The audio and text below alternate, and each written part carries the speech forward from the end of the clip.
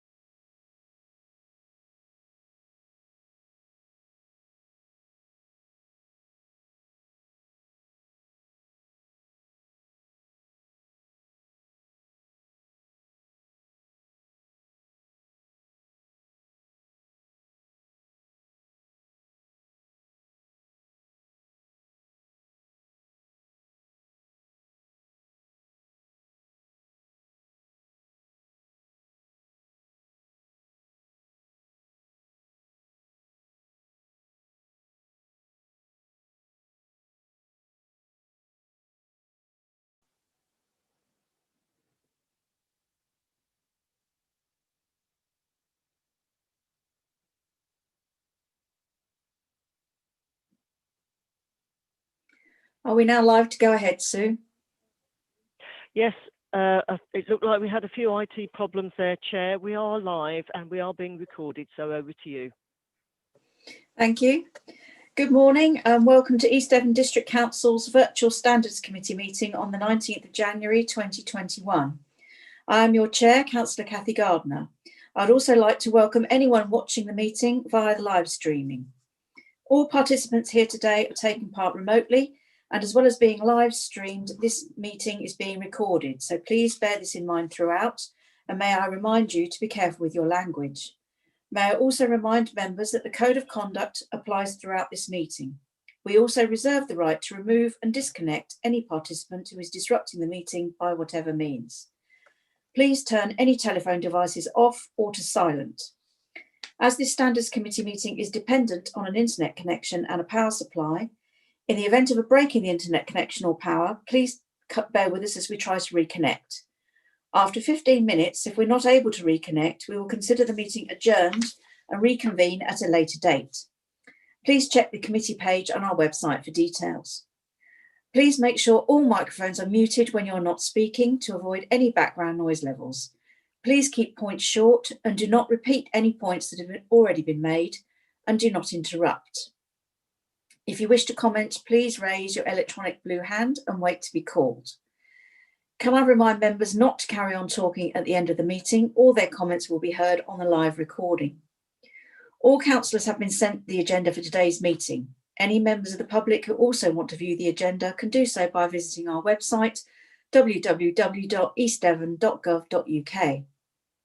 We will now start the committee by doing a roll call of all members here present. Can you please now unmute your microphone, and when you hear your name, please confirm by saying present. When you have confirmed you are present, please mute your microphone again. Thank you. Thank you, Chair. Councillor Gardner.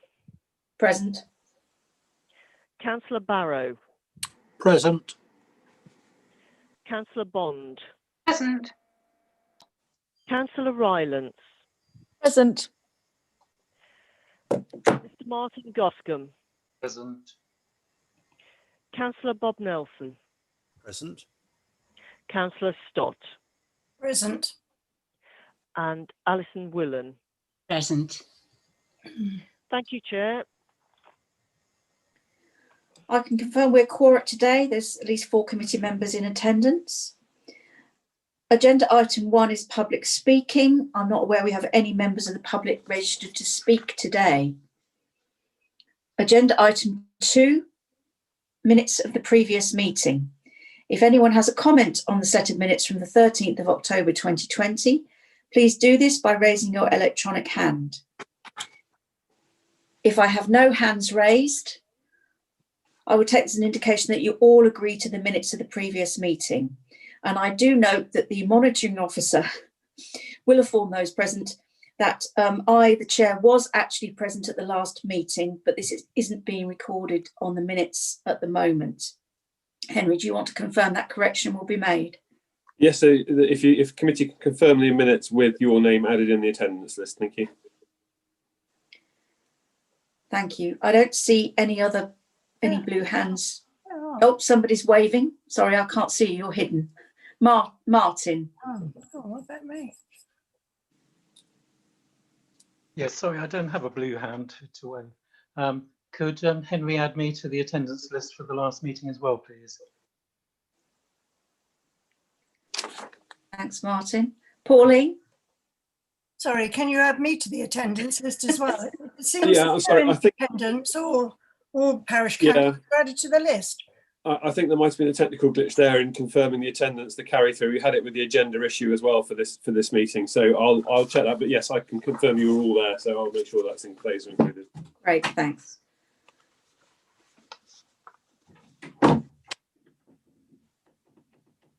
Thank you. So on that, sorry, when I put up so I can see the hands raised, it blocks out some of the pictures, so I'm going to have to keep waving my hand about. Right, I will confirm, therefore, the minutes of the previous meeting are agreed with the addition of those present. Agenda item 3 is apologies. Sarah, have we received apologies? We've received apologies from Councillor Phil Twist, Chair, no others. Thank you very much. Agenda item 4, declarations of interest. Are there any declarations of interest? If anyone has one, please raise your hand, wave, or blue hand. Please remember to unmute yourselves and advise the type of interest and the reason.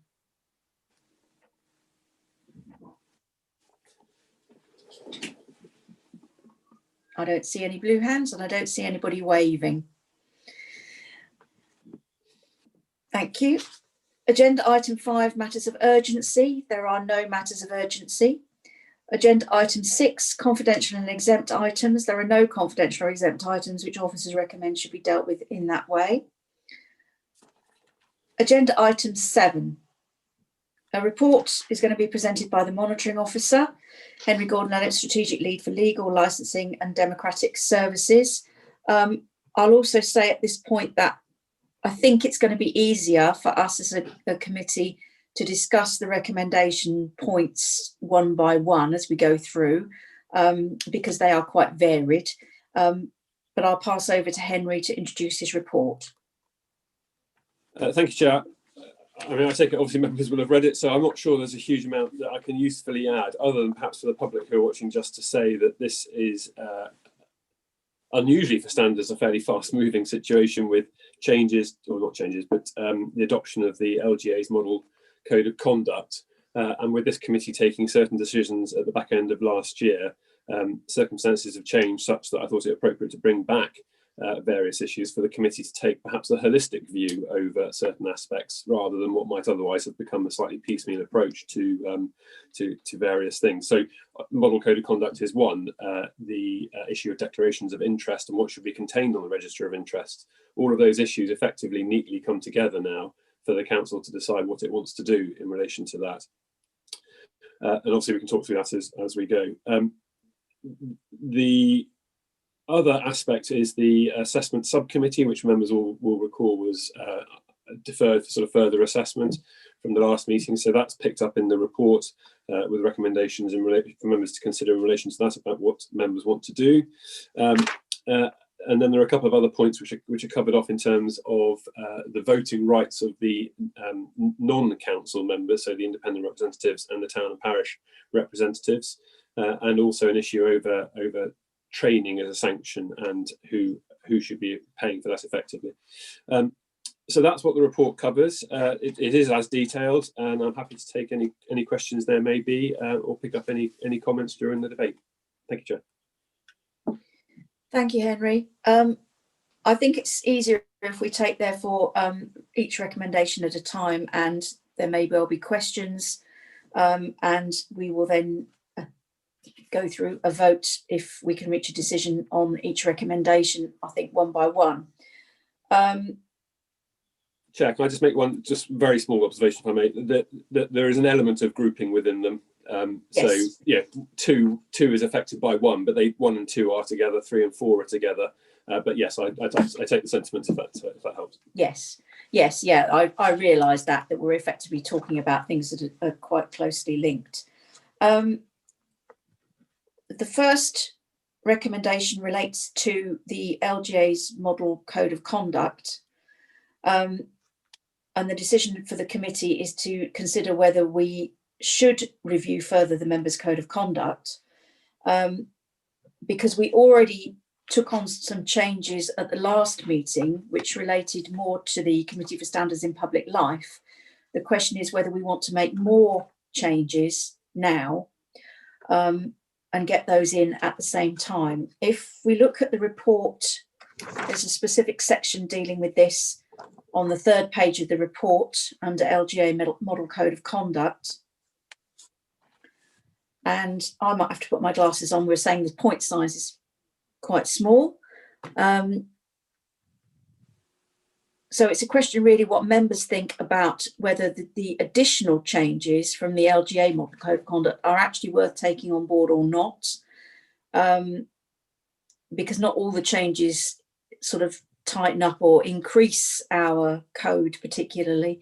There are some examples given by Henry at point number 5 on page 3 to see whether we want to add those in. Does anybody, Henry, do you want to make any specific comments about the ones there that you think we might want to adopt? I personally don't think we should be doing anything that weakens our code, because then we'll be going backwards from what we've already been trying to do. But there are a few tweaks there that we may want to agree to.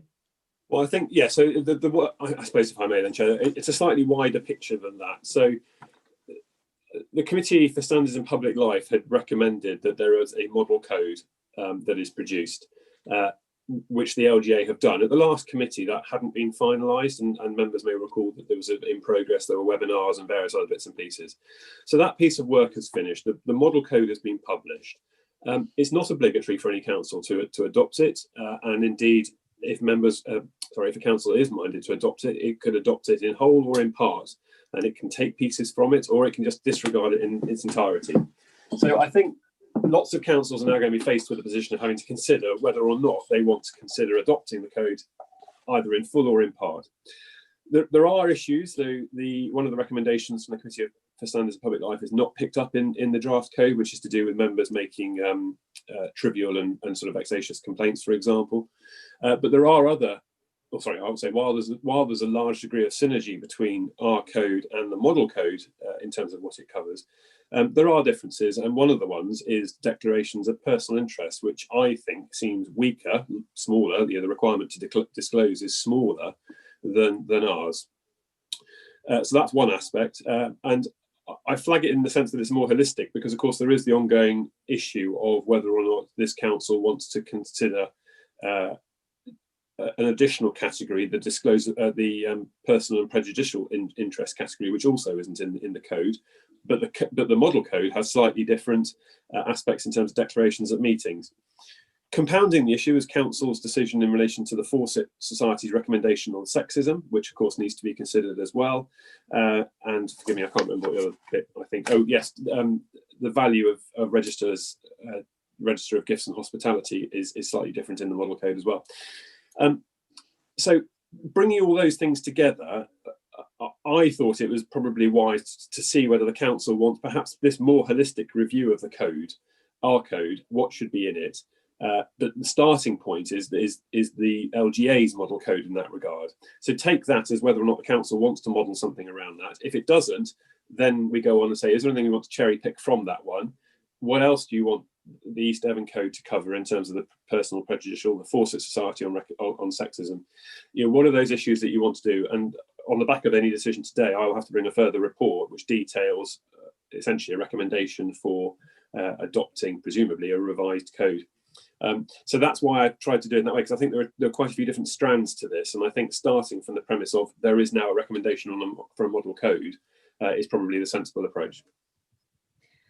I have one question, well, at least one question about that. One is We made some decisions at the last meeting, and what I wouldn't want is for those decisions now to be discarded and delayed because of further discussion today, if they don't need to be, because I think then we're basically we'd have wasted the discussion we had last time.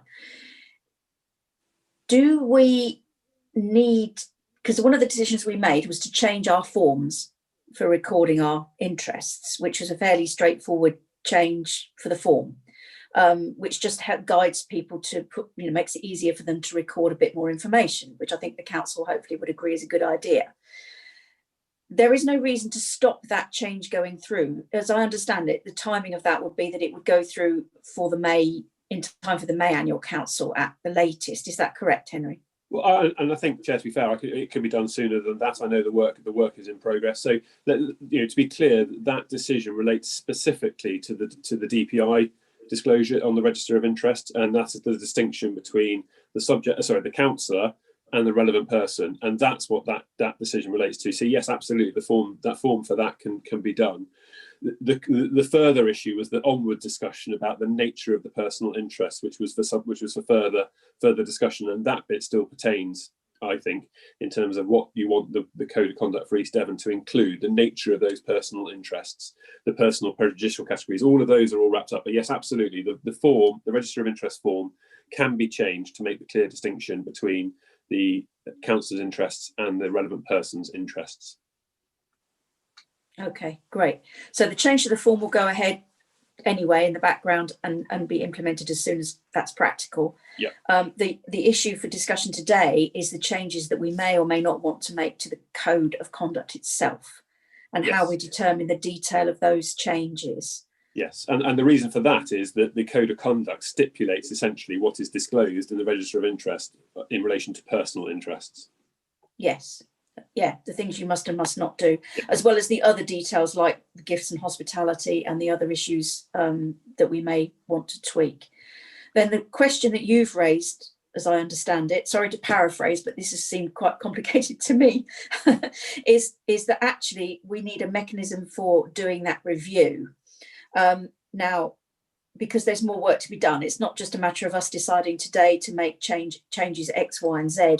We actually need to look in more detail at that. And the question is how that should be done. We could, of course, set up a working group from this committee if we thought that was a practical way to do it. Or we could look to widen it out and involve other members in a working group. I think those are options available to us.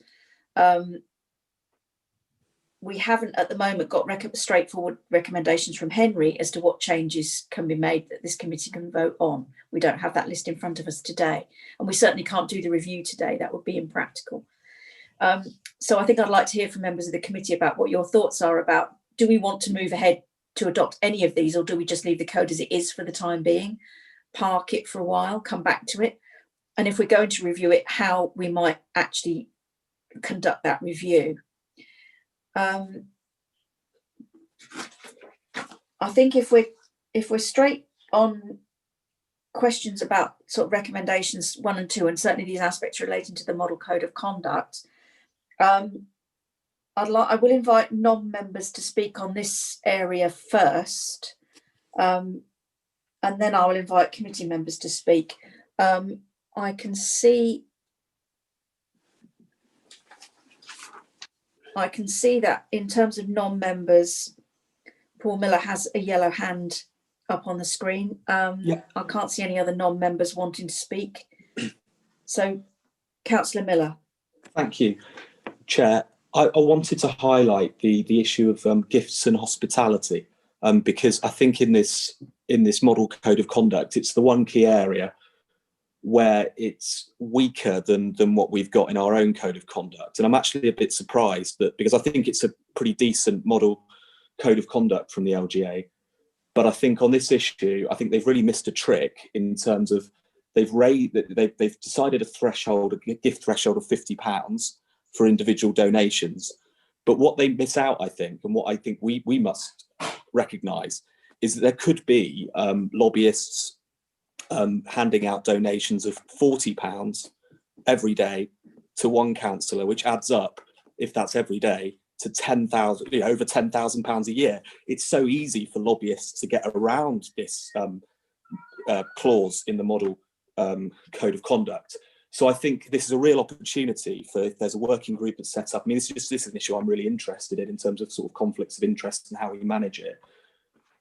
I think there's a way of us saying, I think keep it at £25 for individual donations, but is there a way that our code of conduct, and this is, I'm just putting this out there for discussion maybe, our code of conduct can say councillors must declare if they've received gifts and hospitality of a value of over £100 from one organisation, because they could be receiving those donations in sums of under a certain amount. So, individual donations of just under the threshold. And it's kind of a loophole that I think our code of conduct could close. But that's just the one issue that I picked out and thought would be a really interesting one for us to review, because I think the rest of the model code of conduct is actually quite good. Thank you. Thank you, Councillor Miller. I think that's an example of an area where we have an opportunity to make it clearer and more transparent for everybody. I don't know that whether gifts are particularly an issue for East Devon, but I think we have to be aware that it is a possibility. And if our aim is to be as transparent with the public as possible, the more that we can declare, the better. But that clearly would need to be looked into. There's no other non-members attending or putting a hand up, so I'll move on to... Bob has been waving at you, just to let you know. Bob has been waving. We go on to members of the committee to speak. I can see, I'm going to stop looking for blue hands because I've got, if I can see the yellow hand on the screen, which I think I can, then I can see Martin's waving and Eleanor's had her hand up for a while, Susie, Pauline. I'm going to make a note so I've got everybody.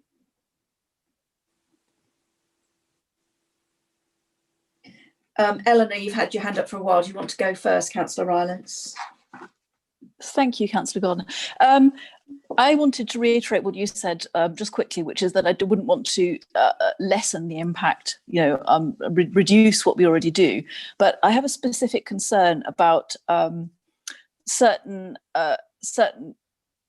memberships of certain organisations which have come to light in particular meetings and been declared on a meeting by meeting basis, that arguably possibly should be covered by people's permanent registers of interest. And I understand that quite a lot of register of interest declarations are kind of based on honour.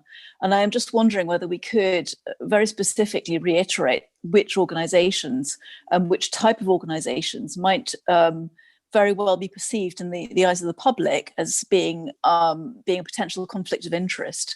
Instead of having to search through individual meeting declarations of interest, arguably these declarations of interest should be on people's permanent registers.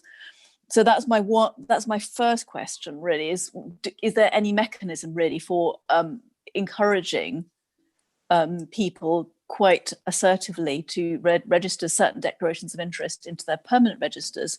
And my other question is really about intangible gifts, because if you're given a bottle of whiskey, say, that's a tangible gift, it's easy to declare. What's less tangible is, for instance, having a slap-up tea somewhere, or being invited into the VIP lounge of somewhere.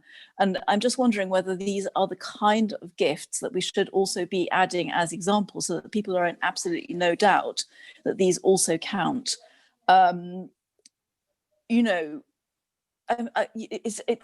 problem with a lot of this code is it's a code, it's not rules, and people really essentially can make their own judgment about whether they think that their membership of a particular organisation, or their slap-up tea, or their hijinks at a VIP lounge somewhere constitute a register of interest item.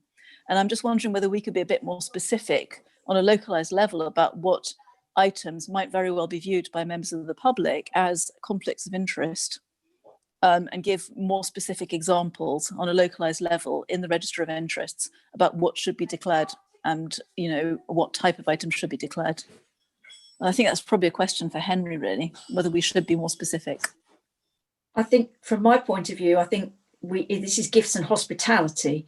So, and it's down to value, and people might have to estimate a value of a tea to see if it crosses the £25 threshold and whether hospitality at a VIP lounge is worth more than that. But I agree, the aim is to get people to be transparent as possible. Henry, do you have a further comment? Well, I think it's the risk versus, it's a sort of balance approach, really, isn't it? That you could make it easy and simply say there's no threshold. All gifts and hospitality is registered. But how realistic is it that that's an achievable, a reasonable thing to impose? What you're really looking to do is capture those that may be looking to seduce, for want of a better word, coerce, convince, lobby, whatever the word you choose, by using high value gift and reward. I take Councillor Miller's point. Actually, I think that's a fair one. That you could take somebody to a number of different events, all below the threshold, but actually cumulatively there's quite an impact there. So I think that's an entirely reasonable thing to have a sort of a total threshold as well for gifts over a certain period. So that can certainly be looked at. I think the danger of trying to prescribe it means it becomes more and more complex to work. I think there has to be a judgment call. It is a code. I appreciate it's not specific rules, but it is a code that councils are bound by, and there is a process where that may be breached. I think council just needs to appreciate that if somebody was bought a pint in a pub, for example, or a packet of crisps or whatever, a lunch, that they're out on site visit, it's a £5 lunch. Is the expectation all of those start being declared? And I think that for councillors, it's very easy then to trip up. So I think there should be a threshold, whether you go for 25, 50 or whatever number you seek to impose. That's for members to decide. But I think there probably needs the threshold to cut out the lower level matters where clearly the risk element is going to be pretty low. But yes, cumulatively, I think that's fine.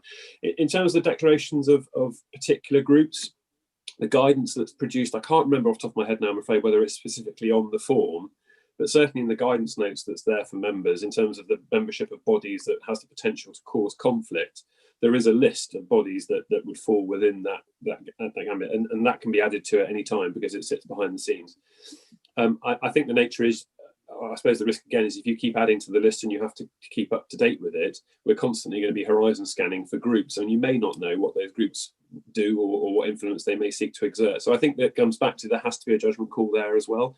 But certainly if there are groups that members think we should include on the guidance to highlight that they are there and are likely to cause conflict and should be declared, then very happy to do that. Thanks. And one thing that we can't do at the committee this morning, of course, is to agree any detailed changes. I think we're looking more at the principle of whether we need to do that work, and if we're going to do it, how we're going to do it. Pauline. Thank you, Chair. Mine actually goes back to the beginning of item 5, which is specifically a requirement that members do not make malicious or trivial allegations, for example. We haven't got this in the Code of Conduct at the moment, and I think we should have, because I think that a lot of people are bullied and harassed, and they cannot actually take it to the standards at the moment because there's nothing in that, no policy in that at all. Thank you. I don't quite understand the connection between the two, but I think the idea of, just being against trivial or malicious allegations is a good one. And I think that, would be expected. And also part of the screening out process too should deal with any that are not supported by fact. There's an update coming through that we approved at the last meeting for the statement on bullying and harassment. So that's also being dealt with. Susie or Martin, I'm not sure who was next. I'll go for Susie. Sorry, Martin. Just going back to the gifts and hospitality register, it's been £25 for years and years and years, but we always said it's a question of best practice. So if you feel that you've been lobbied by somebody giving you a £6 bottle of wine, then you should declare it. And you know when you're being lobbied. If you've been invited to an event as a councillor, then you're being lobbied, aren't you? So you have to work out the value and you have to write it down. The classic one is an Exeter Chiefs event because that's so local. some of us will remember Roger Giles and his £6 bottle of wine very well, because that appeared on the register for years and years.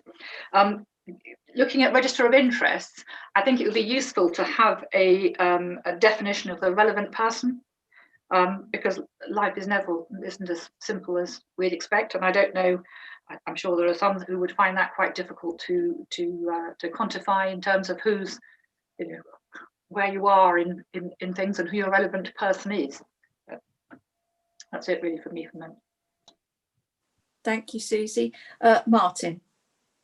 Yes, I was just going to say that the LGA work on this new model code of conduct has taken place after a lot of work. There's been seminars and meetings held across the country with a significant level of consultation.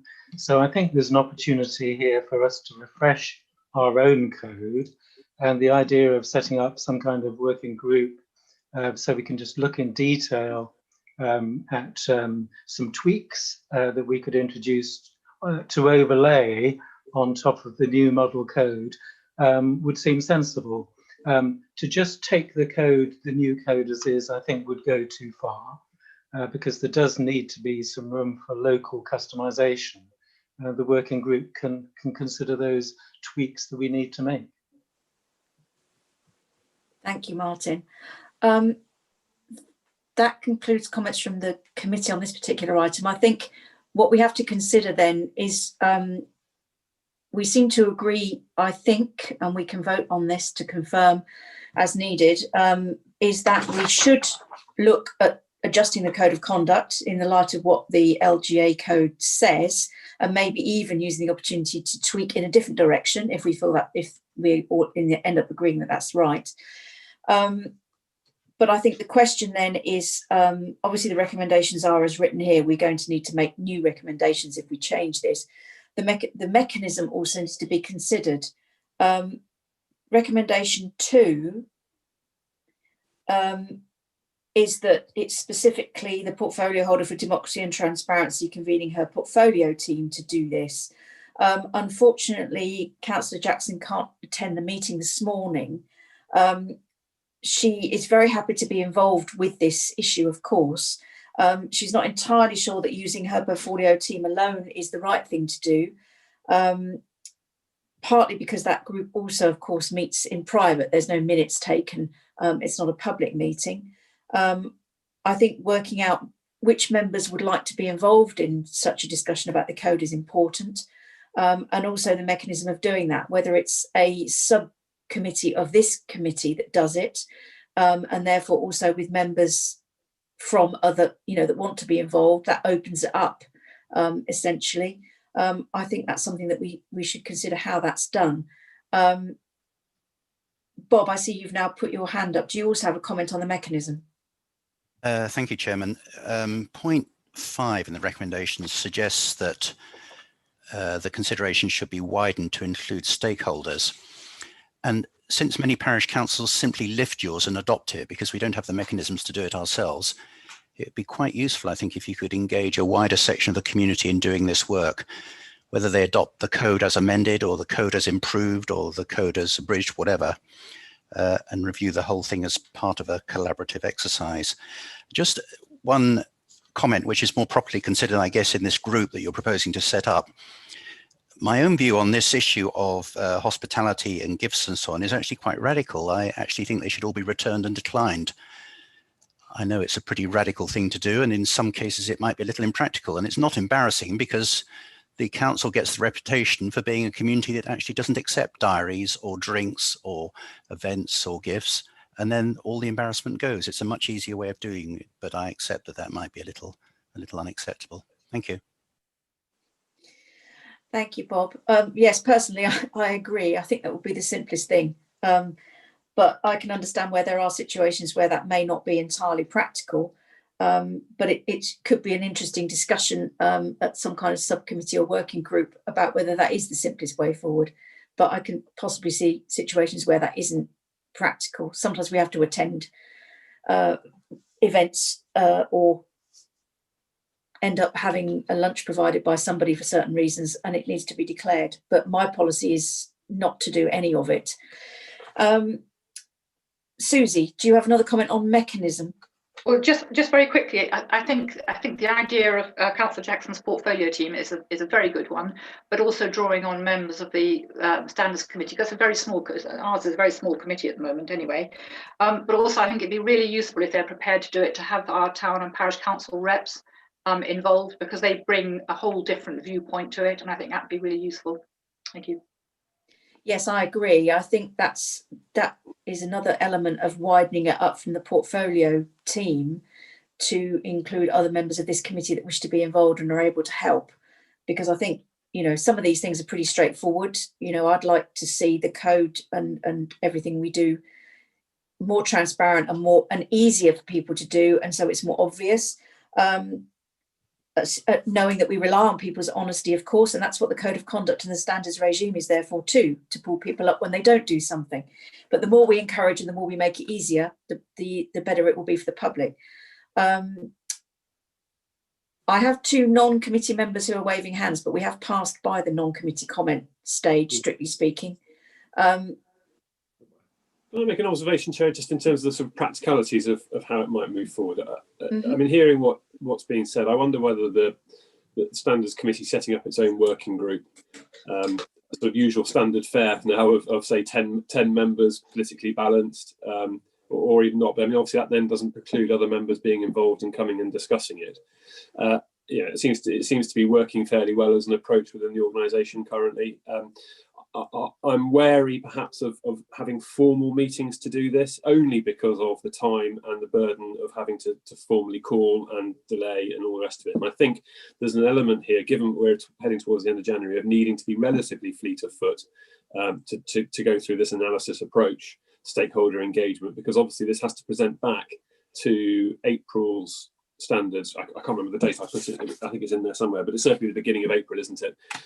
It needs to be presenting back to that in order to get the recommendations to council to then form into the governance of the constitution being represented at annual council. So if I could advocate an approach of a group with member involvement, and I think that group could probably then instigate any stakeholder engagement. I think logically you may be able to get away with, say, 2 sessions of inviting town and parish representatives, clerks, and others to come and speak and just be involved in that process. So that might be something that's worth considering. I think that could get off the ground pretty quickly if the committee was so minded. I mean, I think, sorry, just to finish, if I may, Chair, it seems to me actually what we would be looking to do is taking our code, comparing it to the LGA's various sections and saying, actually, we've got that, we're happy with it. Oh, that's something we haven't thought about, let's have a think about that. And in that process, then, we would also pick up this issue of the personal and prejudicial interests. And I have to say, I think then the working group can also consider the nature of the personal interest that will be required to be disclosed on the register of interest. Not least because, of course, that gets picked up as part of the content of the LGA model code as well. So I think it could all be fairly neatly wrapped up in those conversations. Thank you, Henry. So in terms of the recommendations that we've got today, I think recommendation 1 stands, and we will need to take a vote on that. But I think, as far as everybody said, we're all agreed that we should review the code and adopt or revise the code, aiming to do that at the annual council meeting. So I think recommendation 1 stands as is. Recommendation 2, though, would need rewording. Henry's also just suggested as well, if we form a working group, then we're able to actually allow members to come forward to that who wish to be involved, plus our parish and town council reps as well, which would be really useful. Going back to, I think it was Bob that made the point about recommendation number 5. That recommendation is about the item of making sure that on a regular basis we go out more widely, and I think that's a slightly separate subject that Henry will come on to about recommendation 5. Well, I mean, is it worth? Sorry, I know you want to do this sequentially, but I suppose the difficulty, what I was flagging up is that within the Committee for Standards of Public Life, it had raised the need to engage with stakeholders on our code on a fairly routine basis. And what our response said, as you'll no doubt recall, Chair, was that we were imminently going to do that. And I suppose the difficulty is it's timely to do it. If we are looking to review our code in any way, now is the time to do it, rather than doing it and then going into the stakeholders. So I suppose we're going to be caught slightly, aren't we? That if the working group takes time and we're running into close to April, is how meaningful any engagement could be. Perhaps, I suppose the thought could be that if the recommendation is from April's Standards Committee that the revised code as potentially presented be adopted to council, is that you could carry out some stakeholder engagement then prior to council considering it. So to me, those are your two options. Either you do a stakeholder engagement as part of the working group, or you can do it after the working group presents back to standards and standards takes its view on the forward approach. So those would be the two times I think would be most timely to do it, or appropriate to do it. So if we're involving obviously our parish and town council reps in the review, that gives us an immediate input from people who are very close to the regime. We did say, I think before, that most parish and town councils don't pay a huge amount of attention to the tweaks and things that we make to the code. They just decide to adopt. So any external review should be quite a speedy thing to do. We can notify the clerks that this is happening, and they can be informed of the changes that are coming up. Do you think we need to start that review with the working group, or do you think it's practical to do it between April and May, Henry? I suppose if one was going to be best practice about it, you'd probably do both, wouldn't it? You'd give them the opportunity to be involved in the discussions about the appropriateness of what's coming forward, and then do the wider engagement piece with, this is what we're looking to do. Does anybody have any observations on it? So I think, as loads of extra work as it is, I think probably doing both, invite them into the working group, or at least a session dedicated to the towns and parishes, particularly into the working group session, to obtain any views. I think you're probably right. I doubt there'll be much uptake on that. You may get more on a wider stakeholder engagement, because of course it isn't just towns and parishes. There is a public element to it as well. So I think I would advocate you probably do both. Okay. So looking at the recommendations that we've got, Henry, can you do a rewording for recommendation number 2? Because we're broadening it out. Yeah. So we're going to need to vote on that. So we're going to broaden it out. Number 5,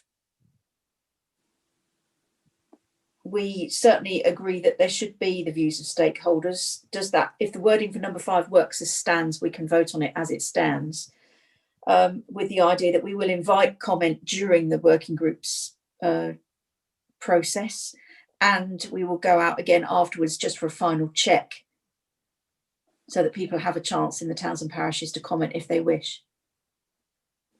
So I would suggest that the committee establishes a working group of 10 members. That seems to be our fairly standard number, and it makes it easy for me on a numbers basis. 10 members politically balanced with delegated authority to the monitoring officer to agree that group with the group leaders. And then there will be stakeholder engagement during the working group work and on the final proposals prior to being agreed by council. Okay. Or presented to council more accurately. Okay. So we need to vote on that recommendation, and I think on recommendation 1, if I'm correct, Henry. So recommendation 1 stands as is. I think it should be, and agrees there should be a further review. And agrees, yeah. So recommendation 1 is note the content of the report in relation to LGA's model code of conduct and East Devon members code of conduct, and agrees that there should be a further review on the content of the members code of conduct with a view to possible adoption of the new or revised code at the annual meeting in May 2021. So if we're going to take a vote on that now, I think the process now is that we vote in favour by raising our hands. Are you taking 1 and 2 together? Sorry, the revised 2 as well? We can do. So do you want to read out again what revised 2, and how do we link in 5? Well, I think you probably just abandon 5 when we get there. Okay. Yeah. Okay, do you want to read revised 2 and then we'll take the vote on both of those? Certainly. So that there is a working group of 10 members, which is politically balanced with delegated authority to the monitoring officer to agree with the group leaders for the purposes of progressing a review of the model, the East Evans Code of Conduct. There will be stakeholder engagement during the work of the working group and also prior to the final proposals being presented to council. Thank you. Okay, so can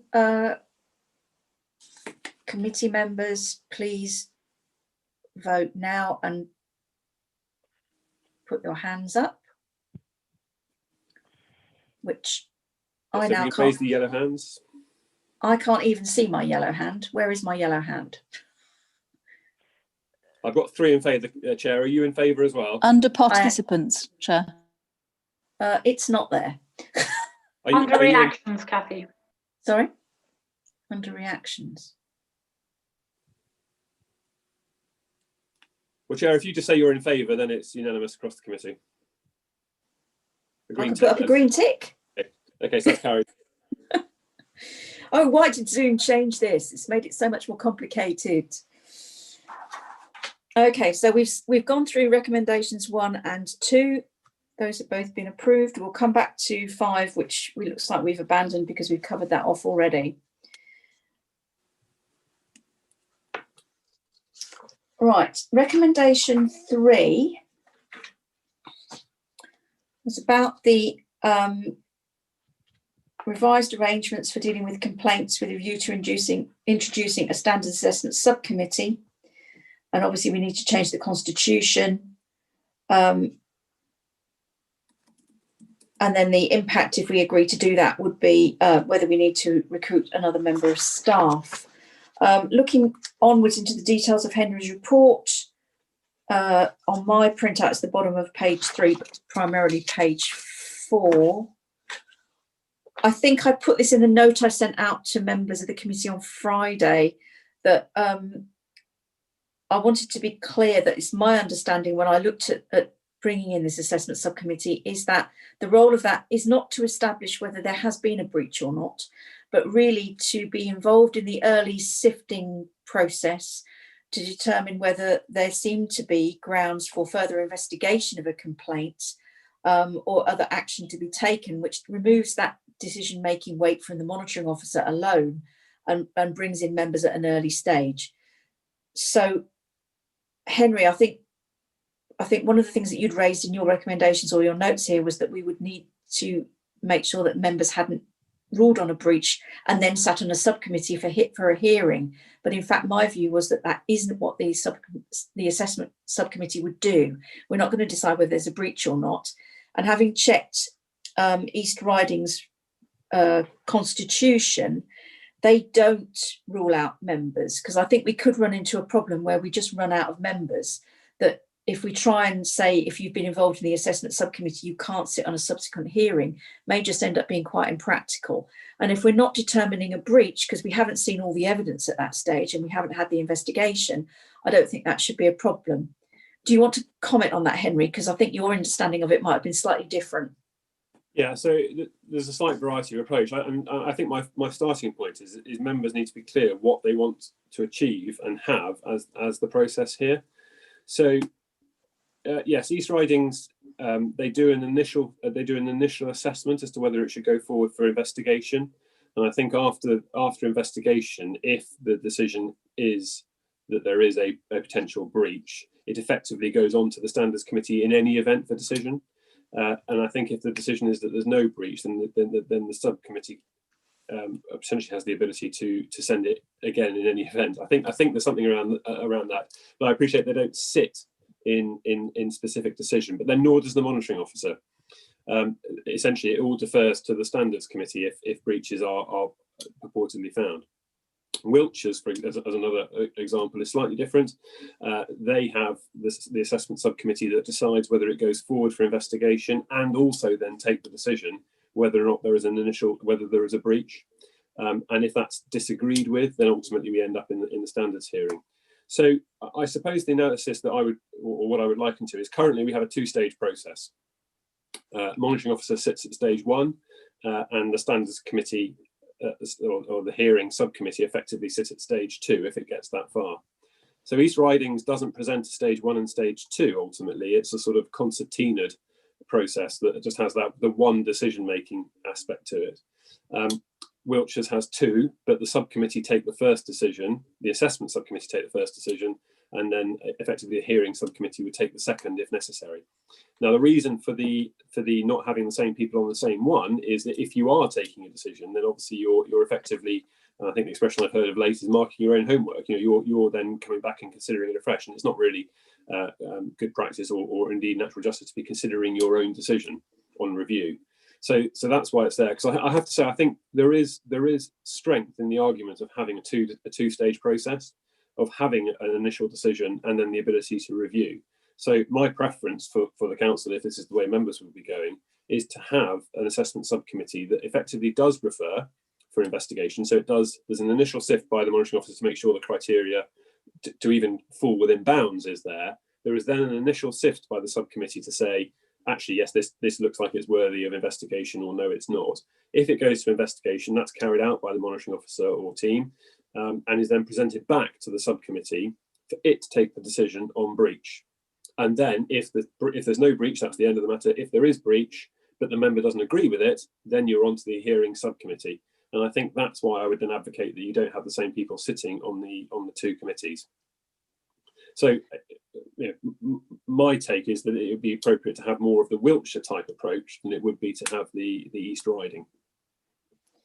In either case, though, the decisions aren't the monitoring officers; they are members. But it seems to me that the Wiltshire one is just more appropriate in the sense that members actually get a presented decision, and also it allows perhaps a more some of the informal approach to feature in this as well. Whereas if you are immediately forced into a standards hearing, you don't get the opportunity to have it resolved, really. Whereas at stage one, you would have that opportunity to accept and move on without having to go to the full-blown hearing that East Riding appear to have.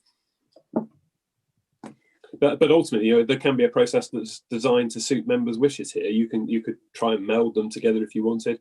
But I think the critical question is, who do you want to decide breaches, whether that's a stage 1 or a stage 2, or whether you just have one stage for breach? Whose decision is it? That's your first question. And then the second is, well, which one is more appropriate? Is it better to have 2 stages, or is it better just to have one ultimate sanction, one decision on breach? Yes, I think the process that we have at the moment is effectively two real stages, isn't it? Because the monitoring officer gets the complaints, checks them for validity, decides whether you think there's a breach or something serious to investigate. Then some of those breaches are serious enough, and obviously the sanction or whatever is not accepted by the person being investigated, and it ends up at a standards hearing. Rarely, of course, most don't go that far. So that's our 2 areas of involvement. One is entirely in the hands of the monitoring officer, and as members of the committee, we don't know who the subject members are. We see your report to see what's going on, but we don't know any details. And then only if it comes to a hearing do we get basically your finding that there's been a breach, the external people's opinion that there's been a breach, and then we rule whether we agree and what the sanctions are.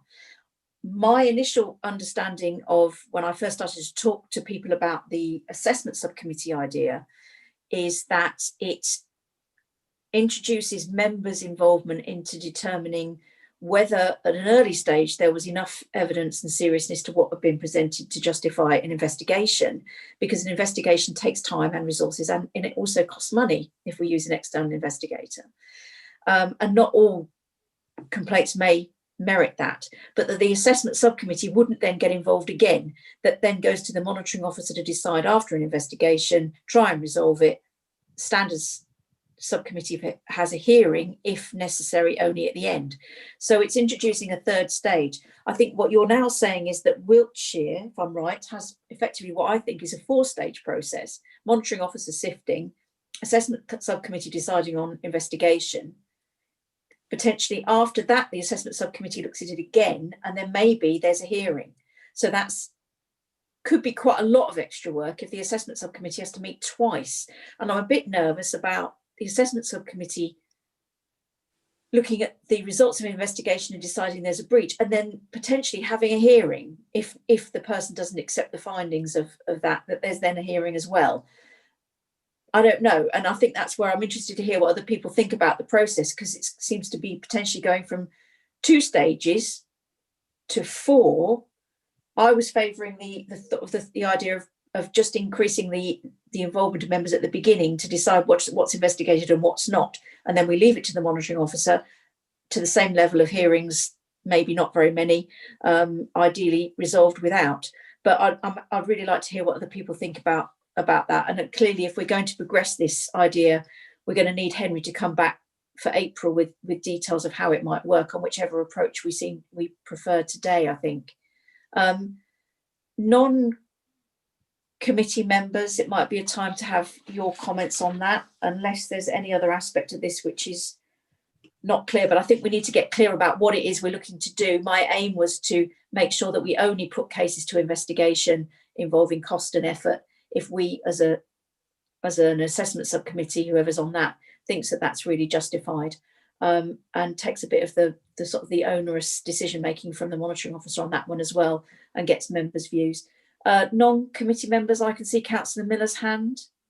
Yeah, I just wanted to say that I think it could play a really key, potentially a key educational role for councillors who find themselves on the wrong side of the Code of Conduct, in terms of preventing situations from getting out of control, using mediation where appropriate. That could be a stage for that, and of course getting the member to understand that there has been a breach, and also the training aspect as well, to prevent future breaches. So it seems to me to be almost an early stage which could really help councillors who find themselves on the wrong side of the Code of Conduct in terms of improving their behaviour. Thank you, Councillor Miller. I think that would entirely depend on what the role of the assessment subcommittee was. If we were simply saying we recommend that this aspect is investigated because it looks serious enough and certainly complicated enough to need an external investigation, we wouldn't necessarily be determining that there had been a breach or any potential sanctions at that stage. But it's an interesting comment. Councillor Arnott. Thank you, Chair. I'll be very brief. I really welcome this development, and I think it protects two parties. First of all, and crucially, it protects the monitoring officer herself or himself, because it prevents accusations being made to them that they are being partial in which investigations to go ahead with. And secondly, I think it plays a crucial role for members themselves, to an extent, as Councillor Miller has just said. It helps them understand more of the process, and one would hope, perhaps, there's no evidence of this, there's an outcome of this might be more mediation and less confrontation, less Mexican standoffs, and more sitting in a room and understanding the position of others. So however you decide to work it, Chair, and the committee, I'm greatly in favour of it. Thank you. Thank you, Councillor Arnott. Yes, and I think that was a point we discussed at the last meeting, was that we're really in favour of mediation to be used an awful lot more to resolve breaches of the code, and to improve relations between parties rather than resorting to sort of a standoff situation. Continuing with non-committee members, Councillor Hayward. Thank you, Chair. I can only concur with what Councillor Arnott said. As someone who's been subject to 2 or 3 highly vexatious and spurious, but certainly politically motivated standard complaints, one involving a hashtag, which certainly was politically motivated. I can agree. The system is intended to deal with breaches of the code that an ordinary member of the public would think that the councillors are not representing the interests of the residents of East Devon. That's what the code's there for. You act in a way so everyone looks and thinks you're acting in a professional way that takes the standards of East Devon forward.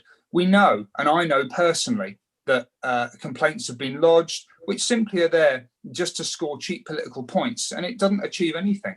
It really doesn't. So yes, I think this process allows an element of filtering, and therefore that committee can use its judgment and can think, this really is just a tit for tat process. Get those ones out of the way, and then the ones, and we've all seen them, the ones that really damage the council's reputation or have the potential to, or things that have damaged, that involve financial malfeasance and councillors working in the interests of others and individuals instead of for the residents of East Devon. They're the ones that the residents of East Devon really want looked at. They're not interested in the minor, spats between councillors. Mr. Gordon Lennox has used the phrase in the past, political rough and tumble. Yeah, that's fair enough. Councillors have to expect to take it if they're going to give it. And there's several councillors who are very, very forward at spurting out emails espousing their views. That's fine. We live in a free society. I don't believe in censorship, but councillors have to understand that if they give it, then they take it. But they're not the ones. That's not what the public want. The public want an East Devon District Council that operates at the highest degree of probity and honesty and transparency. And that, for me, is what the standards process is all about. Thank you, Chair. Thank you, Councillor Hayward. Yes, and I think that's why some of these councils have brought in this process, is to allow a level of judgment. And I can appreciate it's often hard for the monitoring officer, who's simply sort of presented with some facts and therefore has to progress things rather than being able to deny councillors the right to put a complaint through. That's gone through the non-committee members. Moving on, I can see 2 yellow hands up from Councillor Barrow and Bob Nelson. I don't know who was first. I'm going to go for Bob this time. Sorry, it might be random. Thank you, Chairman. I would endorse what's been said about mediation. I think there was something like 29 complaints last year in Henry's report, which is later in the agenda. And although, most of those didn't end up in the really expensive formal procedure of investigation and committee meeting and so on, nevertheless, this is a hugely time-consuming and expensive process. And the more that could be headed off at the beginning by getting the parties together and trying to mediate a solution, I think the better the whole process would be. It would also be much better in terms of PR, because as the previous speaker, the councillor, was saying, this really is bad for the reputation of East Devon District Council when these things get to this level. It's also stressful for the participants. And, we really should have a duty of care to try and head this stuff off early on in the process if we possibly can. And if that were one of the roles of the proposed subcommittee, or whatever it was you called it, the Standards Assessment Subcommittee, then I think that would be a huge plus and a good way forward. But of course, they'd need some professional, independent, outside and probably paid person to do that. Otherwise, it probably wouldn't work. Thank you. Thank you. Councillor Barrow. Thank you, Chair. I'm happy if we go for another committee, and especially, and I agree with Bob and Councillor Miller, if it can, we head towards mediation in the lower level breaches of code. But one of the big problems I have is I've always been involved in finance and the budget, and Henry has said that, potentially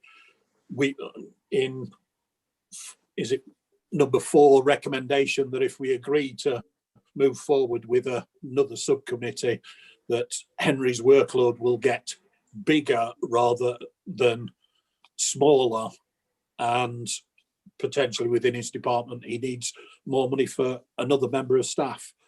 And in current times, we can't keep finding more staff when we've got no money. But I agree in many ways that potentially we need to try and get towards mediation for certain areas that would have a better outcome than maybe some that we've seen in the last year.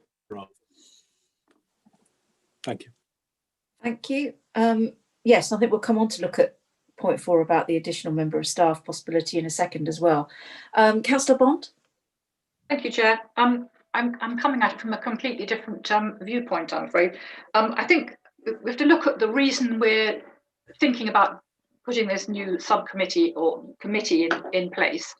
And it's, I assume, for openness and transparency, to increase public awareness of what's happening at council as far as these breaches or potential breaches are concerned. And if, I don't know, I think the average man on the street would look at councillors getting involved in such things as being less transparent and open, unless of course the subcommittee meetings are open to the public, minuted, live streamed on YouTube, which would make for a very constrained discussion, wouldn't it? So if we already have a monitoring officer with legal training in such things, I think bringing in councillors who come and go at the drop of a hat, I think that's a weak move, I have to say. But the concept as well of an increase in budget for staffing, this idea I don't think is a good one. But also looking at the East Riding terms of reference, they have 3 councillors on their subcommittee with a rotating chair, but they had to be pulled from 2 political parties. So you've immediately got political bias built into the process. So if you follow that model, that isn't, I didn't look at the Wiltshire one, but I think the East Riding one wouldn't work for us and wouldn't actually achieve what we're hoping to achieve, because things will be shut down pretty quickly by the 2 from the same party, if that's how it worked.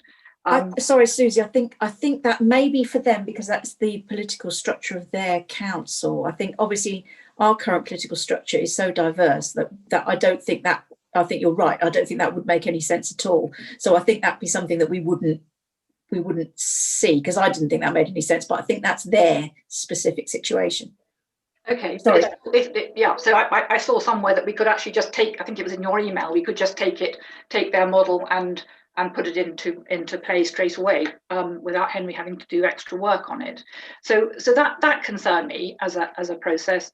The anonymization would be incredibly difficult, because if you just look down the anonymized report that we have today, apart from the town councils and parish council ones, it's fairly easy to work out who's who within that if you've got your ear to the ground and you attend meetings. So I personally feel uncomfortable about this whole concept, and I think you're using a sledgehammer to crack a not very large nut, personally. Thank you. Martin. Yes, I might sound a little negative, but I probably ought to make a few points. Firstly, I genuinely don't really understand what problem we are trying to fix compared to the current arrangements. And looking at the suggestions being made, which seem to be based on East Riding up in Yorkshire, and there's a reference to Wiltshire as well. If you look across the southwest, you've got Cornwall, Devon, Somerset and Dorset, who all rely on the monitoring officer to perform this role and don't have such a committee in place. We're looking at quite significant costs, as far as I can see, to administer this as an arrangement. But the point I think is most telling for me is about public confidence, because at the end of the day, and obviously as a co-opted independent member, I'm looking at it from trying to think about the public perspective on this.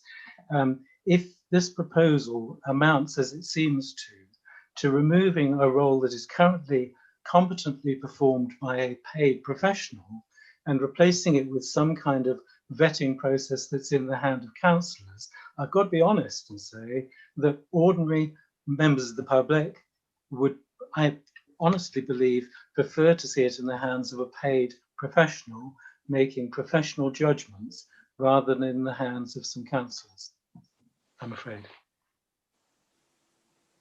Thanks, Martin. I think it's an interesting comment, because I think at the moment what we have is a situation where subject members and members of the public who are aware of the issues don't know, of course, what the monitoring officer is doing and when he's making his decisions. All that we know is when an investigation is undertaken, and it may or may not end up with a resolution. This pulls it out a little bit more because there's another step in the process. I think the other thing that's interesting, yes, Alison, I can see you're waving, is that actually if looking at on the East Riding's process on page 6 of 11 of their process, what's interesting is a point that several people have already made this morning about the possibility of the assessment subcommittee being able to refer for other action instead of investigation, which costs money and takes time. But those other actions include potential for training, which of course is another can of worms, as we've realised, but also mediation, which is something that I think we're very in favour of, and other sort of clarification about, reminding them of their duties and so on. So actually already heading things off at the pass and improving the way that members react to the complaint that's been made before those go on to investigation. The more serious ones get investigated, potentially ending up with a more serious sanction or a hearing if necessary. So you're actually changing the way in which complaints are handled. So it's a bit more than stepping in place of the monitoring officer. It's also introducing the ability to achieve more in the process. And there is that benefit there in that aspect of the way the East Riding's process works. So say our item 6 on their process, which I've just linked through to from the agenda papers. It's the document process procedure for dealing with complaints made about elected and co-opted members of East Riding of Yorkshire Council, that document. So it goes through how the process works, but I think point 6 is quite interesting. So we'd be effectively introducing a whole aspect of our process that we currently don't have. And I think a number of us have seen how valuable that can be. So I think there's that point. Henry, do you want to comment now, or should we hear from Alison? I'm very happy to hear from Alison first, Chair, if that's what you'd like to do. Okay, yeah, go ahead, Alison, thank you. Oh, you're mute, Alison. On mute. Sorry. Thank you, Chairman. I just hope people would realise that you couldn't have the meetings recorded on this. There would have to be confidential meetings, because some of the cases in front of you, you would be saying straight away, no breach, and you couldn't therefore have the accusation made in public. It might come out later, but those sifting sessions would need to be in confidential format. Yeah. Thank you. Yeah. Yes, it would. I think what's very clear and what's nice about the process that East Riding have is that the process itself is obviously more transparent as well. So I think it gives people potentially, hopefully, more confidence in the process when a complaint is made as to exactly what's been done, who's been involved and what steps are taken. At the moment, ours feels a little bit like a black box and perhaps, not necessarily always that clear about how something's being handled until it pops out somewhere at the end, especially if there's a hearing. There's also an element of how long things take too, and I think that's something we might also need to address in the timing of all of this. Henry, do you want to add further comments? Yes. I mean, there's a number of things really. I'd like to try and do it sequentially. I'm not sure I'm going to be able to really. Perhaps if I just touch on the black box bit. I mean, bear in mind that the Standards Committee gets the complaint update, so it can see what's there and what's going on. What I appreciate the committee don't necessarily see, although it should be contained in the second list, is some of the stuff that's kicked out because either it doesn't meet, well, certainly doesn't meet the sort of initial criteria, if you like. Some of that kicked out and doesn't feature, and then stuff that's sifted out as being vexatious or political tit for tat, or whatever you want to call it. So yes, I appreciate that, but aside from that, having an initial assessment committee, I don't think would change that, because if what's being advocated is it then goes on and sits with the monitoring officer as was, that's not going to change that situation, I don't think. I mean, touching on the sort of the transparency and openness, of course, the council has now adopted that any decision on breach that, as things currently stand, I make is publicised now. So there is an openness and transparency aspect that all decisions I make where there is a breach, they are published as of course, whereas of course previously that wasn't the case. Non-breaches, the subject member will have the choice still for the reasons we previously discussed. So there is an increasing approach to openness and transparency in our current process in any event. I haven't had any yet that have reached that stage because obviously that was only adopted just before Christmas, and obviously it only applies to new complaints post change. So I think that's just something to bear in mind. And I also want to comment that the other actions, that they're already there as well, the ability to do it. And you know, I do understand media. I am a qualified mediator. I understand the role that mediation can play, but I'll be honest and say I will be surprised if mediation has a significant role to play in standards, in a sense. So I can understand it being advocated, and I can understand that there are times where it might, but in the nature of what I see most routinely, I would be surprised if mediation is accepted by both parties as being something that is prudent, because quite often people feel aggrieved by the way that they've been treated and want to have somebody being told that they were wrong. And mediation may not achieve that. So I just flag a degree of caution that it won't be a saving grace, I think, mediation, but I do accept that there is a role for it. And I think the final thing, just to comment on, is the specific processes. And I go back to I think Martin actually phrased it a lot better than I did, is what's the problem that's being solved here? What is it we're looking to deal with? And I take note of the comment about the protection for the monitoring officer, in a sense. What I would say is that the first stage, that initial sift, is actually the easier of the stages, to say there's nothing doing here, and it's shut off and closed. The difficulty is the investigation and breach, more often than not. Those are the tough. That's where the tough elements come in, because that's where you get the criticisms that flow, that this is political, this is that, this is the other, and that wouldn't change under the East Riding scenario. So I think if the goal is to protect the monitoring officer, in a sense, from having to take those tricky, dare I say, political or whatever you badge it as, but that difficult element, then that's where I would advocate the Wiltshire one, because that decision is being taken by the members, and the monitoring officer doesn't feature in the decision itself. East Riding, the monitoring officer is still effectively taking that decision, albeit it then goes on to the standards. So I think it's a very difficult position for the committee to have to think about, but for me, I would advocate a two-stage process. The East Riding, I think, has its difficulties in that you ultimately end up with a number of stages where there are sort of initial early decisions, call them informal or sort of preliminary decisions, if you like, that then go on finally to a standards committee. So there's only ultimately one decision, whereas the two-stage approach, bearing in mind the options for mediation, bearing in mind whatever other options, informal resolutions there may be, I think there is a strength in a two-stage process. So I think whatever the council does, I would advocate having a two-stage decision process. And then the follow-on question for members really is who is the decision maker in those two stages? And do you still want to have an initial sift on those two-stage decisions? So I think my inclination would be to say, if you are inclined to having an assessment subcommittee for the purposes of carrying out an initial assessment and referral, I would advocate that committee also takes decision on the first stage. But that would be my advice as monitoring officer. Thank you, Henry. Pauline, do you have a further comment? Yes, I mean, I'd just like to say I agree with Martin entirely. I think it has always worked very well in the past, and I think it's good that it goes through an officer rather than councillors themselves. It's all right when you get to the hearing stage, then that's fair, but I think at the moment, I think that it's better that Henry actually sifts through it rather than going through another lot of committee, and also you've got the cost involved in as well. Thank you. Thank you. I think the easiest thing now really is to have a look at the recommendation. I've got echo from somebody's microphone. Paul Arnott, can you mute yourself? Sorry.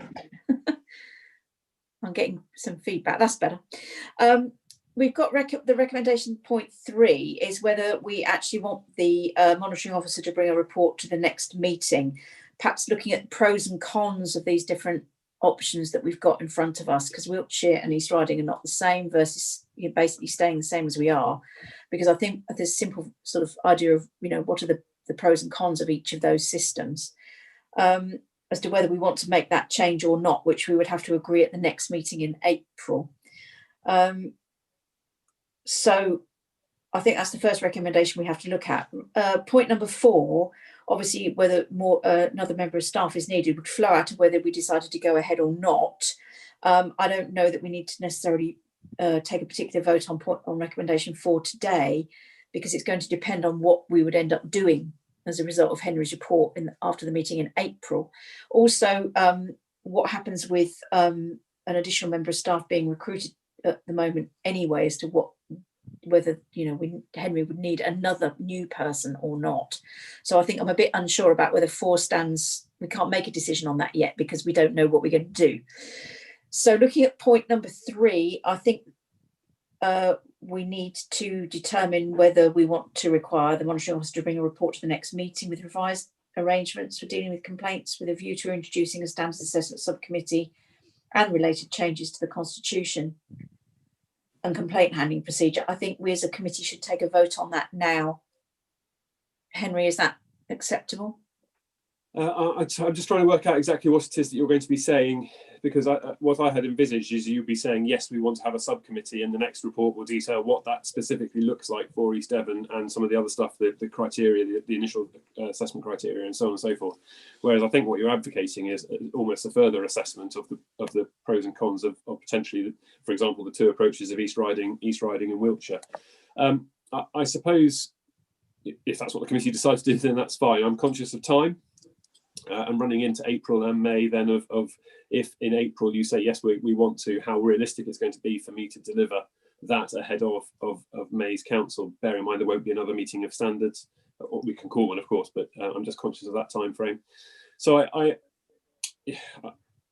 can, I suppose, and if that's the committee decision, of course I will. But I'm almost hopeful. I think that you might say yes, that's what we want, and almost confirmation that you'd be looking for or give clarity over who the first stage, whether you want a 2-stage process with initial sift, or 2-stage process with the subcommittee doing that at stage 1, and so on. So just give me a clear steer of what it is I'm actually looking to compare and contrast, and also potentially start working up what that might look like in more detail.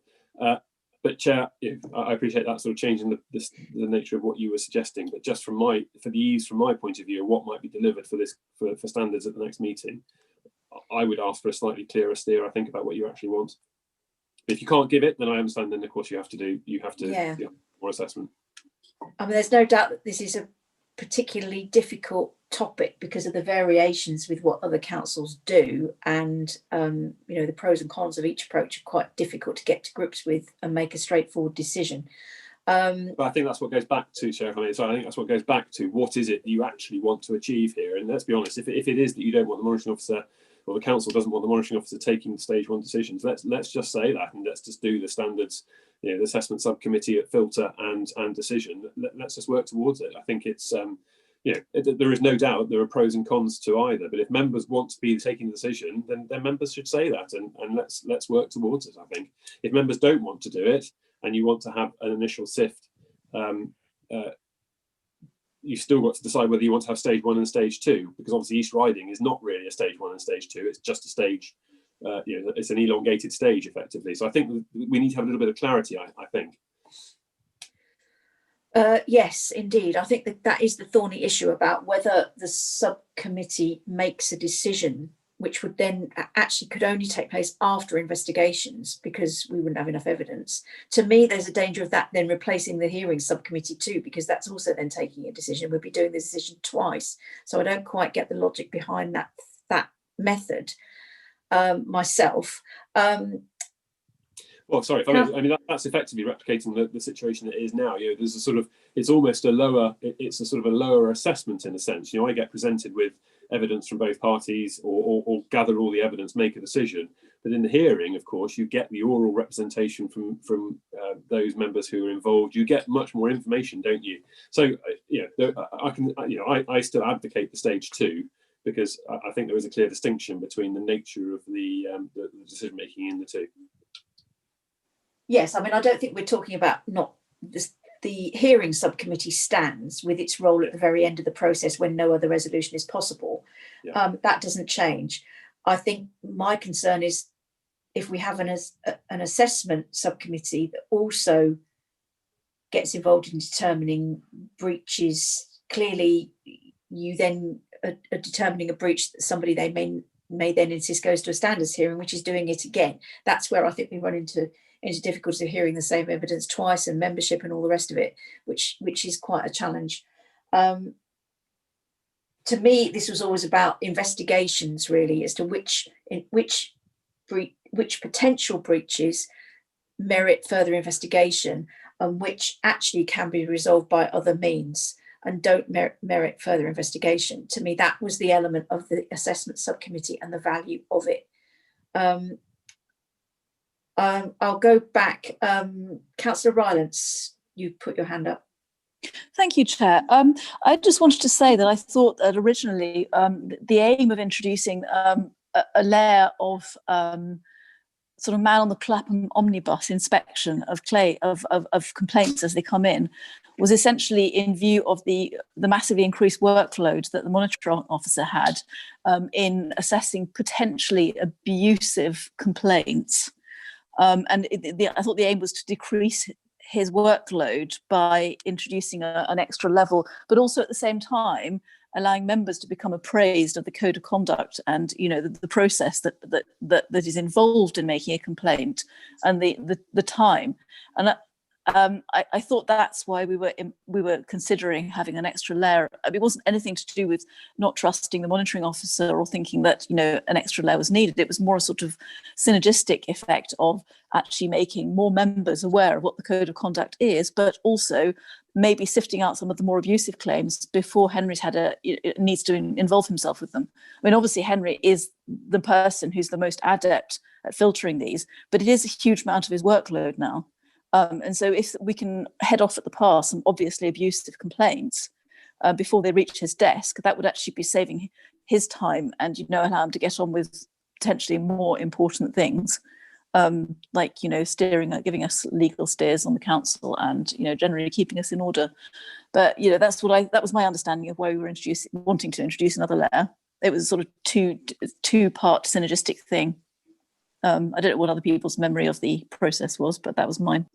I agree with you, Eleanor. I think my thought was that actually the subcommittee then would actually, instead of going on to full-blown investigation, would potentially really push for the other mechanisms of resolution with a bit more weight, rather than because it's coming from peers to members to take that on board, rather than Henry suggesting and people just not taking any notice.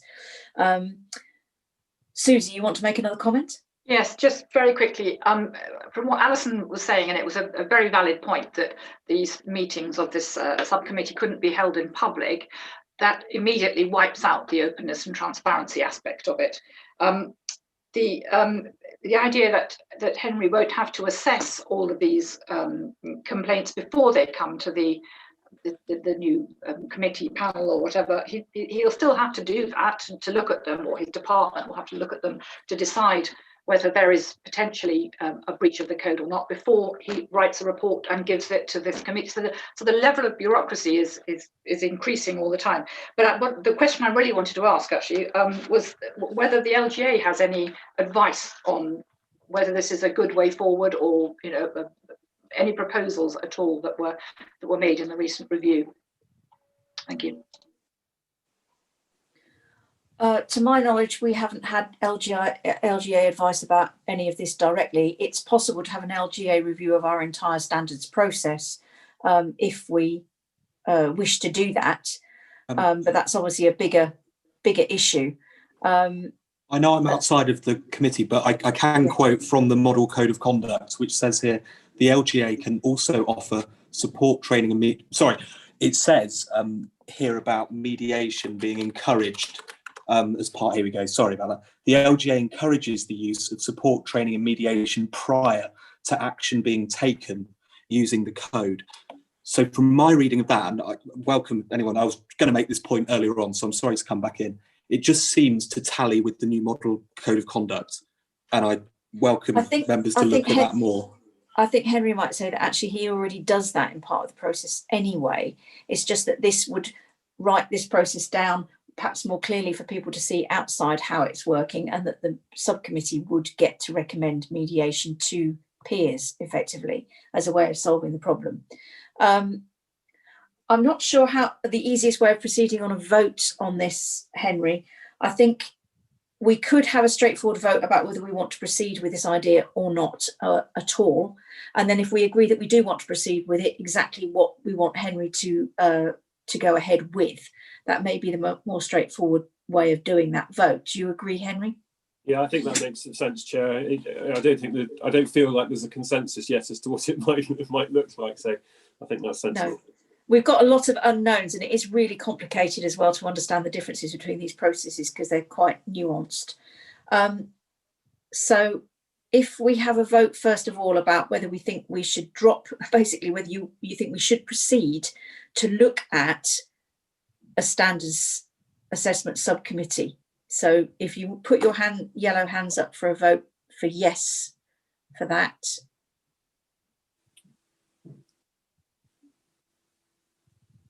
Right, it's moving around a bit. So that's 2 in favour. Did you have a vote against then, please? If you're against, if you can raise your yellow hand. I'm trying to take mine down, Henry. You just put it up again. You're voting both ways. So 2 for and 2 against. Is there any 4 in today? Yes, there isn't. Yes. Yeah. So, well, Chair, then you would get the casting vote, wouldn't you? Oh, well, having voted in favour, I have to vote in favour again. Okay. Unfortunately, we're down on numbers anyway in a very small committee. I know I appreciate it makes it very difficult. So therefore, if we proceed for Henry to look at how we're going to do this, perhaps to make Henry's job easier, what I would like to recommend is that Henry looks at East Riding's process in comparison to our existing process. Obviously, bearing in mind the comment that Susie made, and I agree with that, their point about rotating the chair between 2 political parties doesn't make any sense at all for us. It would be nonsense. That clearly doesn't apply.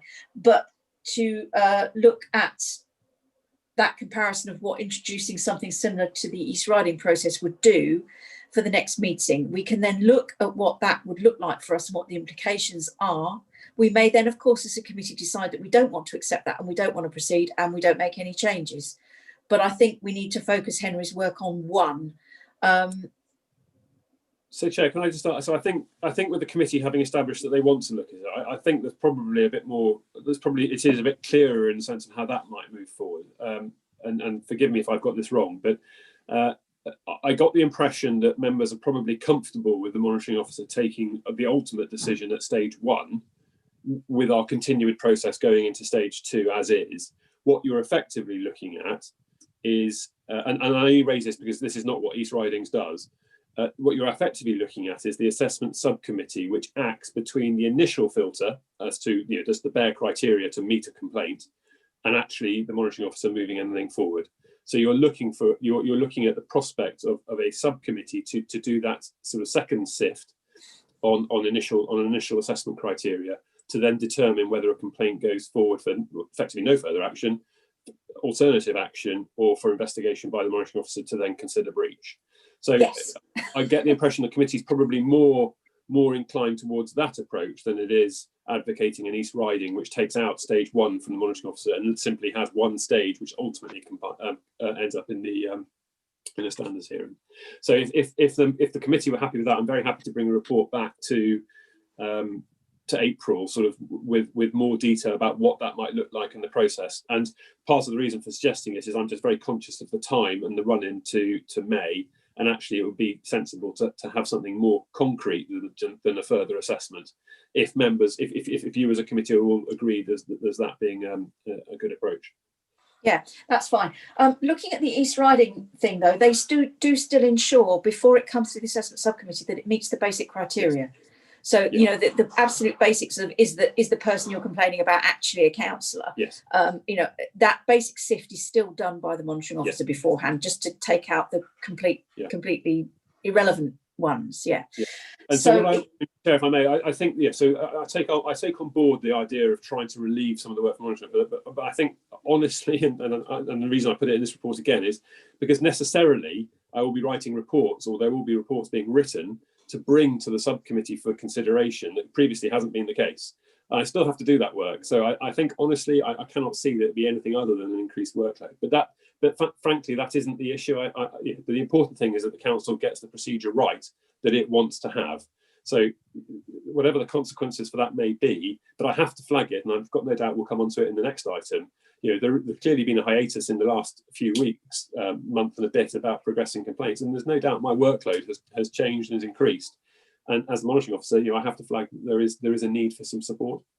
So I think the first step is, let's get the right process for this council, and then we deal with the bits that flow. But the reason then, of course, is that I need to understand when I'm bringing reports back in April as to what that looks like.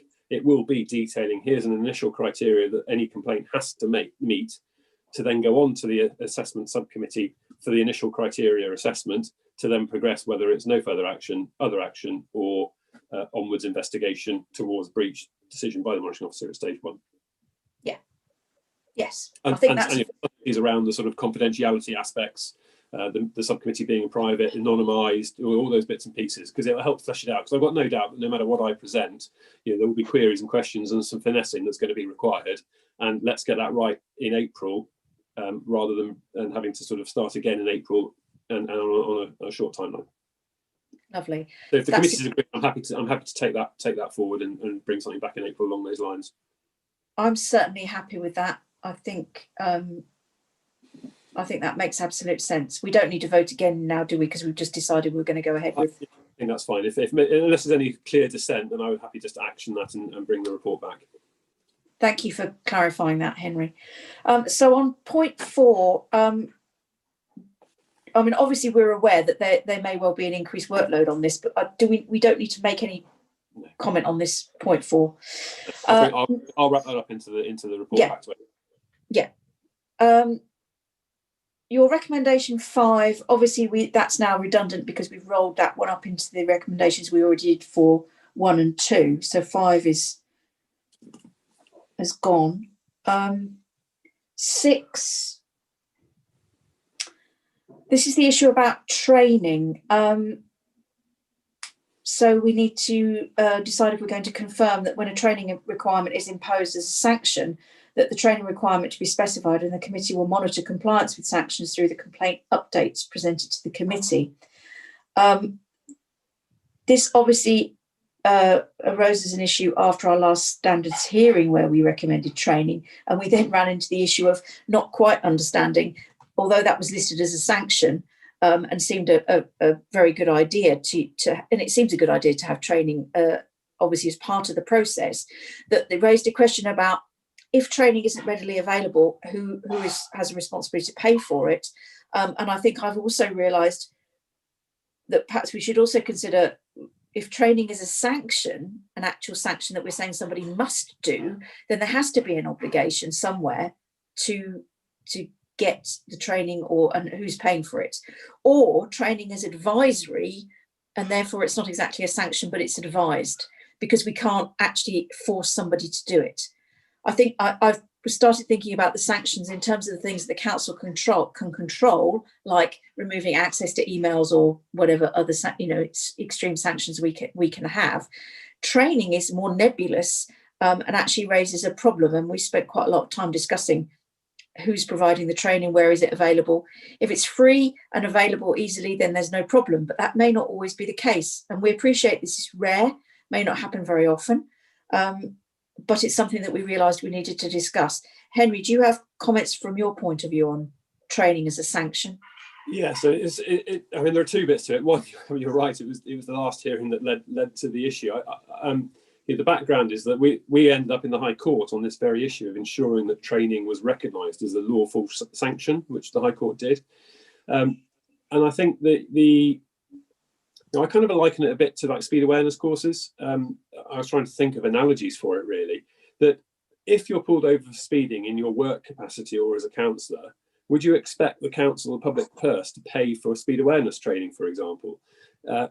It's a sanction that's imposed as a consequence of being found to have done something wrong. And I can't believe there's any suggestion that, for example, a workplace environment or a council should be expected to pay for something like that.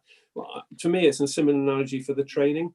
I can understand at the early stages, if it's recommended that training is undertaken and everybody agrees and everybody's happy, then there's a slightly different dynamic to it. But I think at the point at which it's gone through the whole standards hearing and training is identified as a requirement, a sanction that is imposed, I think the public would be uncomfortable with the organisation having to pay for the sanction that is required. That's just my view, and if I'm wrong, well, I'm entitled to be wrong, and others may have a different view. That's fine, but that's just my position as a monitoring officer. Actually, I guess it's a slightly different thing for the district councillors. My biggest concern is you've got a lot of town and parish councillors, and if there is sanctions imposed on towns and parish councillors, is the expectation then that the district council pays for all of those as well, or not? Because it hasn't been clarified in law yet. Ultimately, who's responsible for imposing the sanctions like that? Is it the town and parish council, or is it the district council? Again, this is something that came up in that hearing, and the judge declined to determine it. But I would have real concerns that training is a meaningful sanction. It is not just punitive. I know I've used that word in there, but actually it has a benefit of helping councillors understand the roles and responsibilities and what's expected of them. So it is beneficial in that sense. And so it's wrong to try. It's necessary to have it there as something that can be used to help people get a better handle on law. But I do struggle with the public purse paying for that when it's imposed as a sanction, and that's hence why this discussion is necessary. If councillors take a different view and the council takes a different view, well then that's fine, and we'll move forward from there. But that's my view on the matter. Thank you, Henry. And I think I put in my note on Friday, I think when you're talking about something which is a sanction and effectively as a result of a member breaching the code of conduct, to then expect that to come from public money is quite difficult. Also, because members are not employees, so that we are volunteers in our role, and we're elected on by the public, or not elected if we put ourselves forward again, depending on everything that we've done as councillors. So I can see good reasons why the council shouldn't pay. I think it raises all kinds of challenges. Call on non-committee members to comment on this first. Councillor Arnott. Thank you, Chair. I suppose I'd like to, battle metaphorically with Henry here and the speeding fine thing.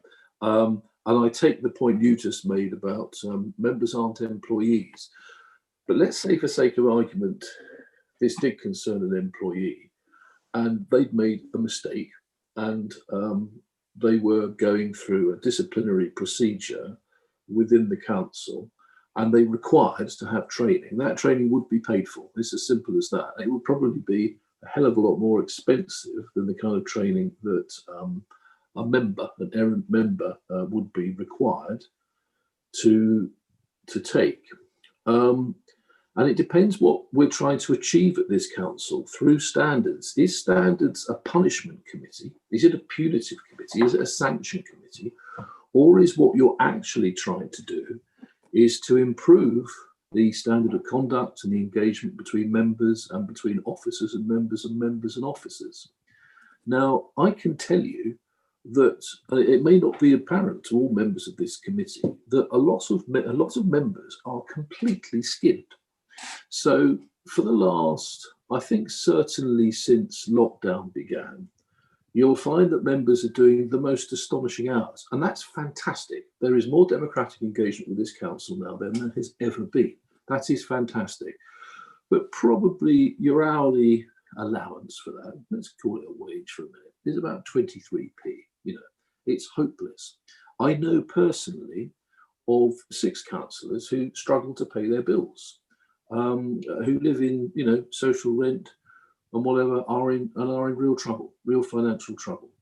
So my feeling is, morally and ethically, we have to be mindful that the law is an ass in this area, and it is lingering behind the need.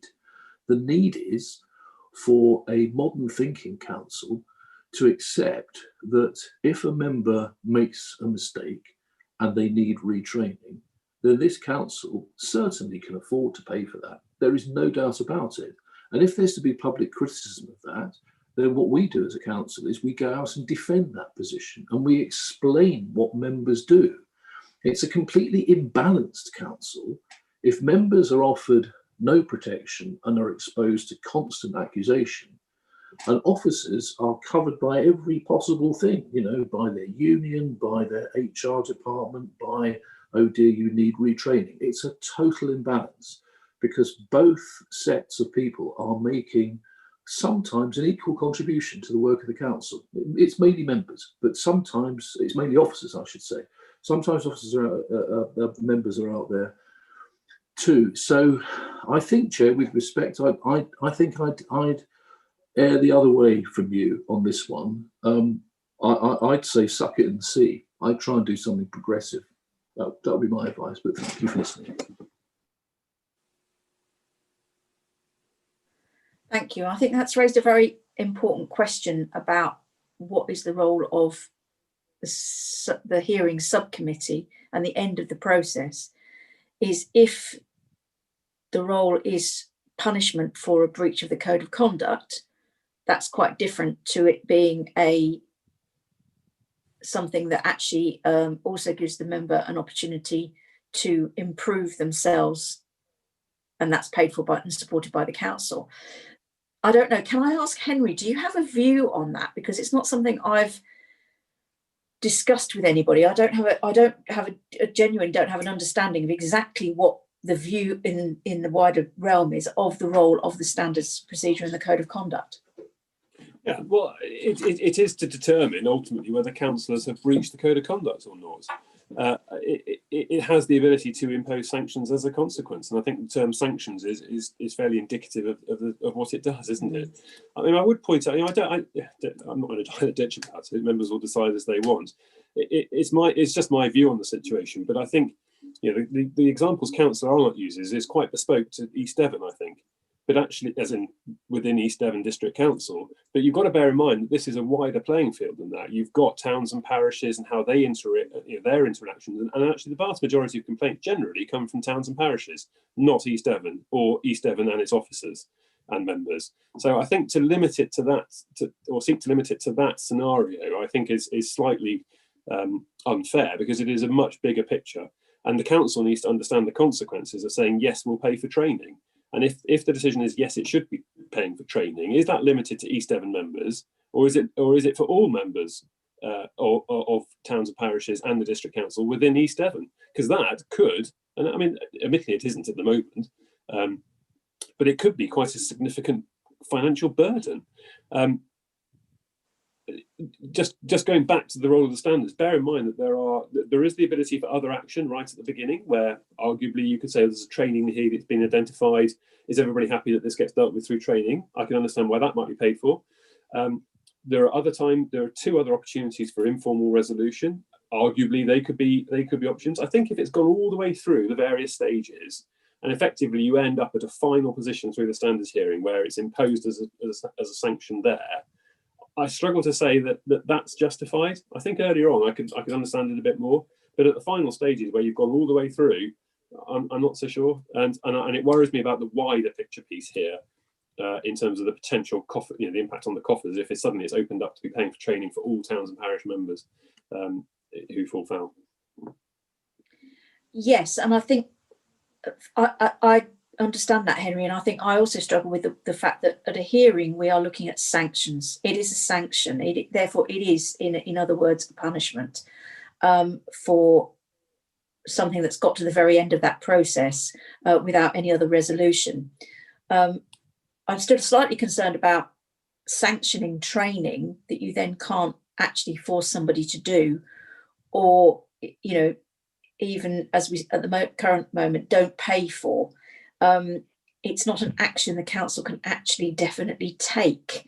But if training has to be an available sanction from the process, then we're stuck with that. But I think your point, Henry, is a good one, that during the process there's also the opportunity for other means of resolution, including, you know, suggestion of training and somebody improving through that. I also struggle, and I disagree with Councillor Arnott about it to an extent, is that we are volunteers in this, we have a duty to abide by the code, we have a duty to behave in a particular way and comply with the code. We're all very well aware of that. And if we feel that we are struggling with that, then we also need to find ways of solving it. The LGA are very good at supporting with mentoring and things like that too, and that doesn't cost anything. So, you know, we have these things available to us. I know some of us always had jobs where we've had lots of training available to us through our work. That's not available to everybody. Other non-committee members, Councillor Miller, I think you have a personal interest here, which may make your comments particularly difficult. Do you want to give a perspective on this? Yeah, I'd like to continue. I declare a personal interest that I was the subject member at the subcommittee. I completely agree with Henry that us paying for training of the town and parish councils would expose the district council to potentially significant risk, and also there's the argument that the town and parish council itself should be funding that training if it chooses to. And I also don't think that training should be paid for by the council for repeat offenders, as in, my suggestion is that district councillors, you were saying, Chair, that sort of district councillors are volunteers, but there's a bit of a vagueness, because cabinet members and leaders are actually paid allowances that go up to about a part-time job kind of standard.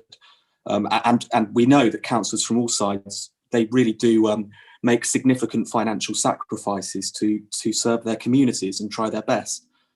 And I think in situations, and again, I declare a personal interest, I think it just seems a bit harsh. I think the member should offer to pay for it, but I don't like the idea of the council wiping their hands of it. I just don't think that will lead to better outcomes in the future, even taking my case aside. I think being specific about future training is really important in these subcommittees. I wish I had a clearer steer from the start, and I'm not blaming anybody that wasn't the case. And I agree to Henry to a certain extent that, you know, you can let it go to the final stages, which is what happens. But I learned an incredible amount in that final stage as well. And it's my first sort of 18 months as a councillor, and I'm determined to learn. But if I was in a financial situation where I couldn't pay for it, I'd then not be able to comply with the requirement, and that would leave me in a very difficult position in terms of resolving it. So yeah, I can see both sides of the argument, and I obviously declare a personal interest. And I actually don't have a view, but I guess because, you know, this case has involved me, it's you know, quite emotional for me, and I'd quite like to undertake the necessary training to overcome this. But yeah, thank you. Thank you. I know it still comes back to the fact that if we're mandating a sanction that somebody has to do, how can we ensure that they do it? If we don't have any even possibility of funding any training for district councillors, I think it has to be down to town or parish. And I think we're less likely to expect them to pay. And also the other thing about training is just because somebody undertakes a training course that we might have paid for doesn't mean that it will have the desired effect that we're looking for either.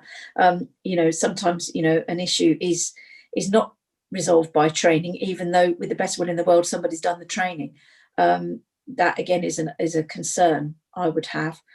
Non-committee members, Councillor, I can see two other yellow hands. I can see Councillor McLaughlin and Councillor Moulding. Councillor Moulding first, please. Thank you, Chair. Yes, I'm really quite clear on this, and my immediate reaction is that the training should not be at the expense of the public purse. I agree totally with Henry. His analogy was very pertinent. I certainly have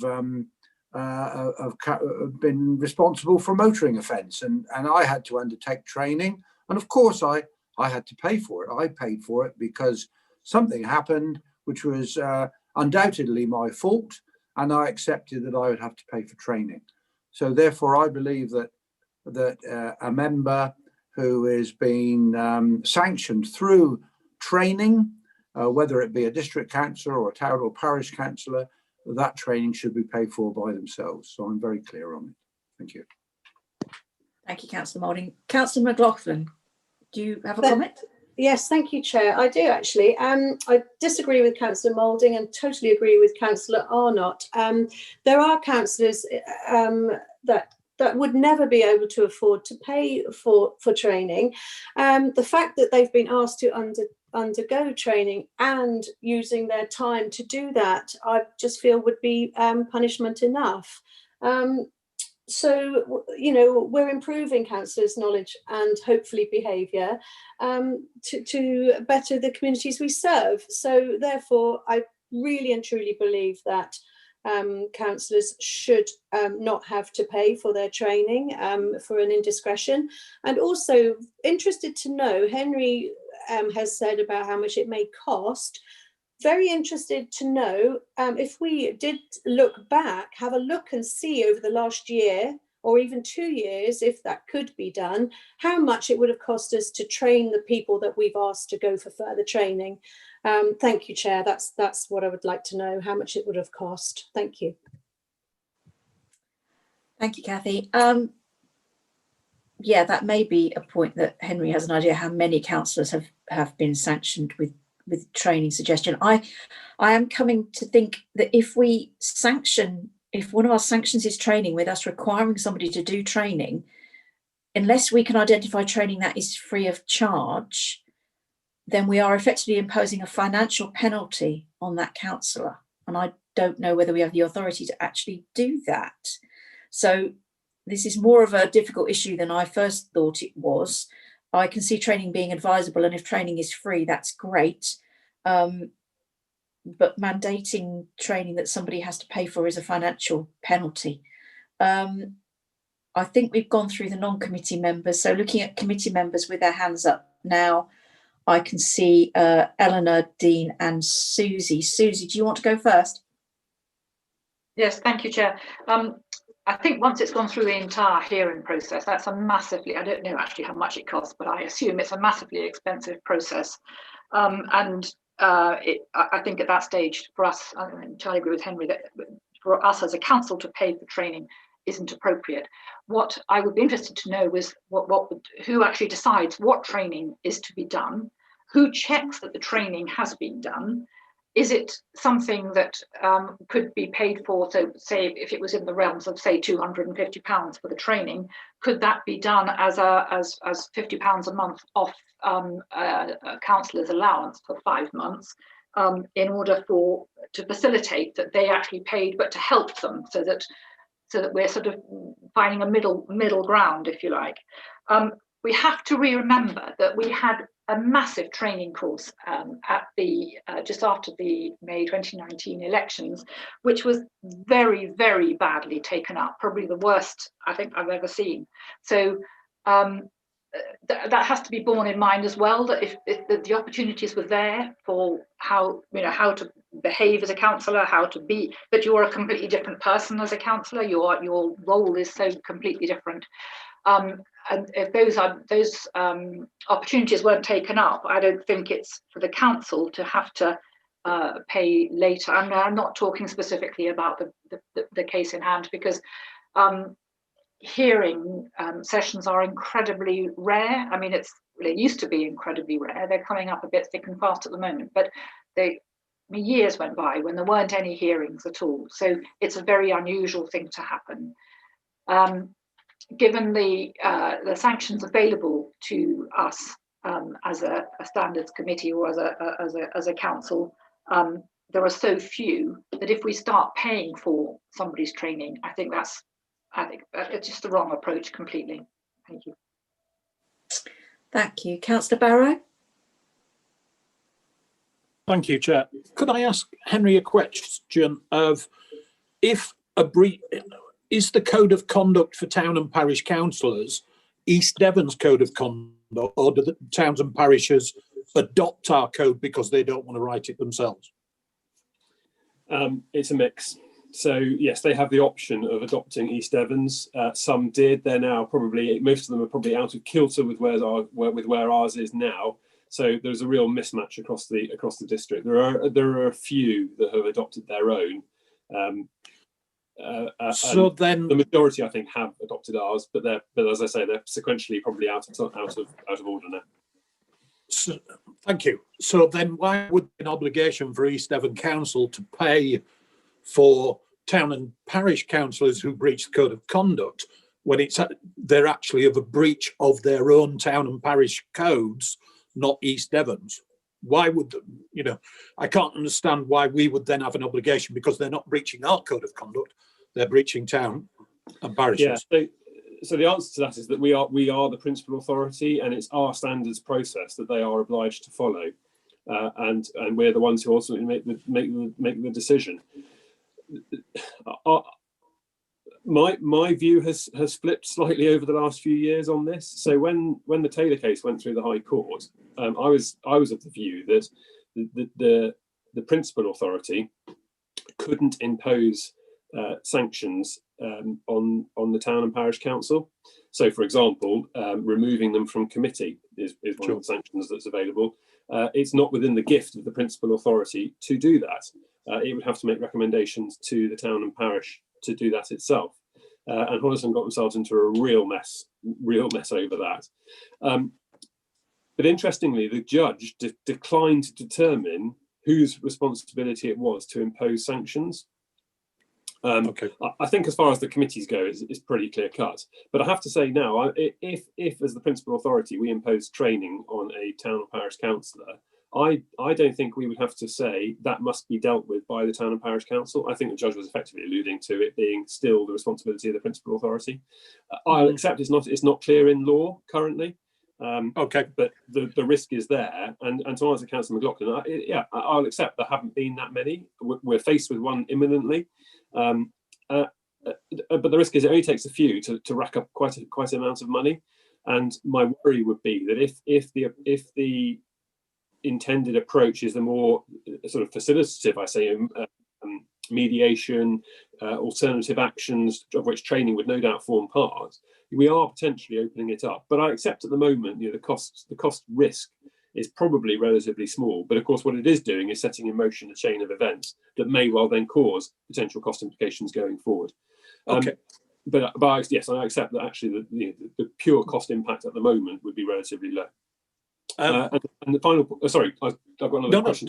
Sorry, Councillor Barrow, I know you. No, it's not going to be any more questions now. I was going to just make my points of the discussion that I think and I agree with a number of people that if we are through a sanction of training trying to educate a councillor, because that's really what we're talking about, then I know we're not employees, but I find it difficult if we then have to monitor the sanction.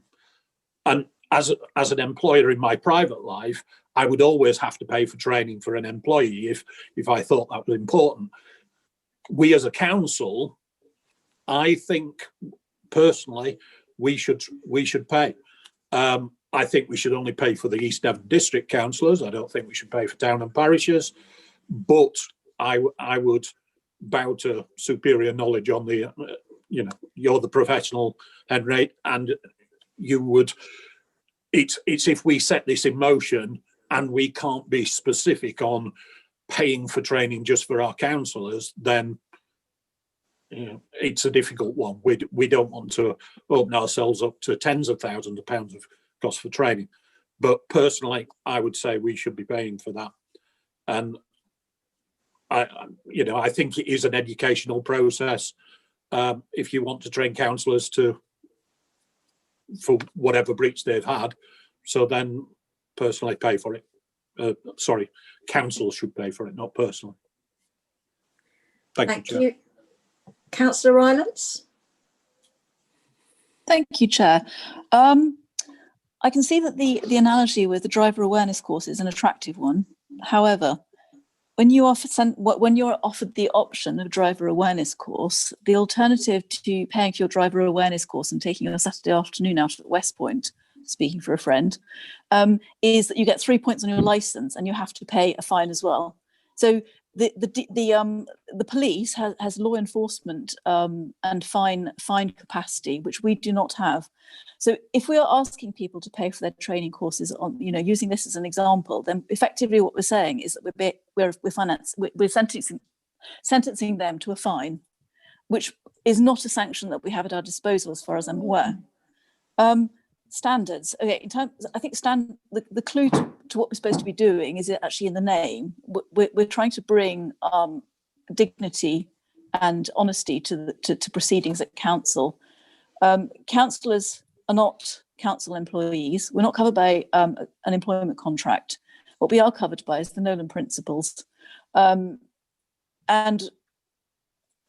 breaches can range from really quite minor things to things that should be referred to the police. And so when we get to the stage of a hearing, what we could be looking at is something that is really relatively minor, or we could be looking at something that is unbelievably serious. I mean, now hopefully things that were actually police actionable would have already gone to the police by that stage and would not be coming to standards. However, we could be looking at things that are slightly below that level. And potentially leading to the removal of a councillor for a very severe breach of Nolan Principles and Code of Conduct. However, most of the time what standards are going to be doing is regulating the interpersonal behaviour of councillors and either members of the public or officers. And so I'm not sure it's incredibly helpful to present standards as being a sanctioning body as such. It's more about achieving a good modus vivendi among all the different elements of the council and the people whom we represent. And so in terms of who pays for training, well, we could end up quote unquote sentencing somebody to something that's very cheap training, or we could end up, if it's a different kind of breach, sentencing them to something that is unbelievably expensive. So again, that's not an easy thing to ascertain, what level of costs we're incurring, either for the person who's being sanctioned or for any council that may, depending on what decision we come to. So my question is this: we are broadly working to a code of conduct that's being elaborated by the LGA. The LGA has got training courses available. Now, I'm actually taking a food health and hygiene safety certificate at the moment, so that I'm able to cook for groups. That costs £14, and it's an online course with a quiz at the end. So what I would like to suggest is that we ask the LGA if they can produce courses on, modular courses with quizzes at the end of them on their model code of conduct, which we can then ask people to take at their own expense at, say, a cost of £14. Now, the actual sentence, if you will, is the time commitment, the time it takes them to sit down and work their way through all the course material and take the quiz at the end and be sure that they've actually learned something from it. To my mind, the sanction in big quote marks is not the fine, so to speak, which we don't have any powers to impose in the first place. And so attractive though the driver awareness course model is, I'm not sure it's quite the right model to be using, because we don't have the same sanctions as the police and the DVLA. So I disagree with the monitoring officer on this and a number of other people. And I kind of tend to agree with Councillor Arnott and Councillor McLaughlin that it's not something we should be reaching for as a knee-jerk reaction, because it's not as simple as it seems at first glance. And I do take Henry's point on board about potentially sentencing town and parish councillors to costs that their council cannot bear.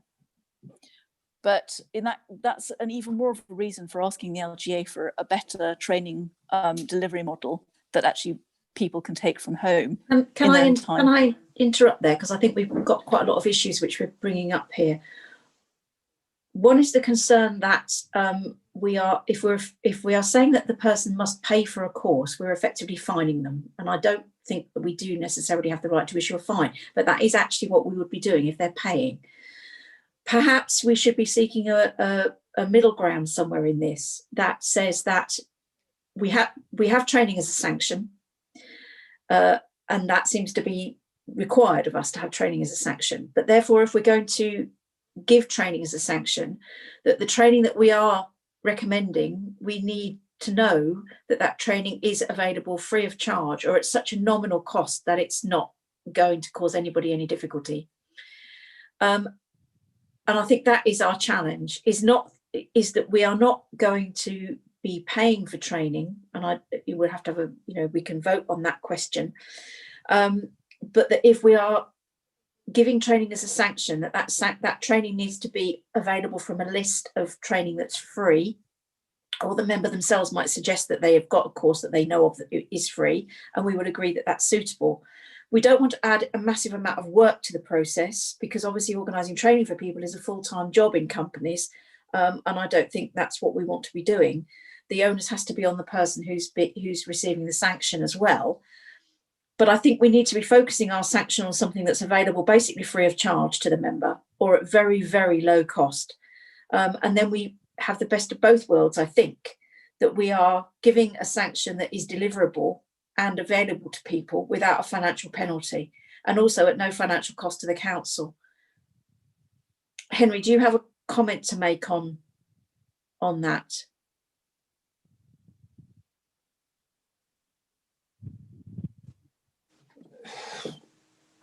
Yeah, yes, it's a conceivable way of dealing with this, isn't it? Is to ensure that whatever is required doesn't effectively cost money. I take issue with the sense that you're imposing a fine. I don't agree that's right at all. But I think that's sort of misportrayal of what it is. It's a requirement to undertake training, and that's perfectly lawful as has been confirmed. I suppose the difficulty arises, well, what happens if there isn't anything appropriate? Which further compounds the issue, doesn't it? But yeah, okay, well, we'll have to deal with that. But I think it is critical, and actually I notice we've got the sort of recommendations all the way around, really, because this is what 6 really goes to, is actually that when a requirement for training is imposed, it is made expressly clear what that training requirement is, so that there is clarity that it is required, because there are different aspects to it. You can have a specific training requirement to understand your code of conduct. But bear in mind that those code of conducts are different. And so I don't think what Councillor Rylance is suggesting, that the LGA's training on the model code is right, because you haven't adopted the model code. It's neither here nor there, as far as I say that as being a bit dismissive. I don't mean like that. There is, but the premise is that it's not going to be right for the model code of conduct training, because it might not suit your code or our code. So I think there's some real difficulties. I think the premise of requiring a specific training, identifying what the training is absolutely right. And just touching on Councillor, sorry, I can't remember quite who asked the question about who checks the training is being done. Recommendation 6, it's a council bond. Recommendation 6 deals with that, is that the committee should now be receiving updates as to whether or not training is being complied with. And in the Taylor case, the judge was quite clear that a failure to follow the sanction or the requirement is effectively its publicity, that the person hasn't complied with the sanction that's required, and that goes to the electorate, doesn't it? The electorate are able to see whether or not the person's complied. So I think actually that bit's all probably quite neat and quite easily dealt with. The thorny issue is, do you say the district council pays for that training requirement or not? I suppose in a sense that if the committee was minded to say, okay, they will, or the council should, you could say that it would pay for it for East Devon district councillors. Okay, there might be a difficulty there if a town and parish councillor then says, well, what about me? And we could quite legitimately say, well, you should be asking your council for you to pay for that training. And if it came back as a real issue with lots of towns and parish councillors saying we're not prepared to do that, you've got to pay for it, that's your decision, well then obviously the council could take a further decision on the matter, couldn't it? So that might be a way through, that the committee was prepared to agree to pay for training for East Devon members only, if there is a training requirement imposed. But hopefully number 6 would be adopted as is, that it is a requirement that the training is specified and monitored through the updates to the Standards Committee. Thank you, Henry. I think I need to move this on because I'm aware it's already 12:15. And I appreciate also it's quite a difficult issue that we didn't understand how difficult it was when we first started thinking about it. So recommendation 6 is the confirmation that training requirement, if it's imposed, that it's specified and it's monitored. And I think Henry's already suggested how that can be done. I would hope that we would all able to agree with that. Do we want to vote on that recommendation now and get that number 6 out of the way? And then we have recommendation 8, which is the one about paying for it, which is a separate one. can we pass number 6 as a recommendation? If that's possible, if we support recommendation 6, that we will specify and monitor after a hearing finding sanction of training. So Councillor Hayward's got his hand up, so I won't count that one. So if you can raise your yellow hands from the committee, please, if you're in favour. I've got 1, 2, 3, 4. So that's, yes, 3, 4 now. Oh, Unanimous from it was clearly carried. Unanimous from 4. So yeah, 6 is carried then. Thank you. So we have to look at number 8, because 8 was the one about the stating that the council will not be responsible for any training. And I think this is the one where we have a slight disagreement. I think there is a question about whether we will pay for any training for EDDC councillors. Can we perhaps split the vote on this issue to get some clarity? Because I'm not entirely sure how the 4 voting members feel about this issue. Can I just ask a straightforward question and see if we can get down to an answer?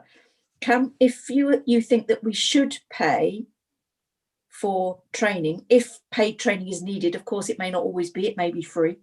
Should we ever pay for training for EDDC members following a standards hearing?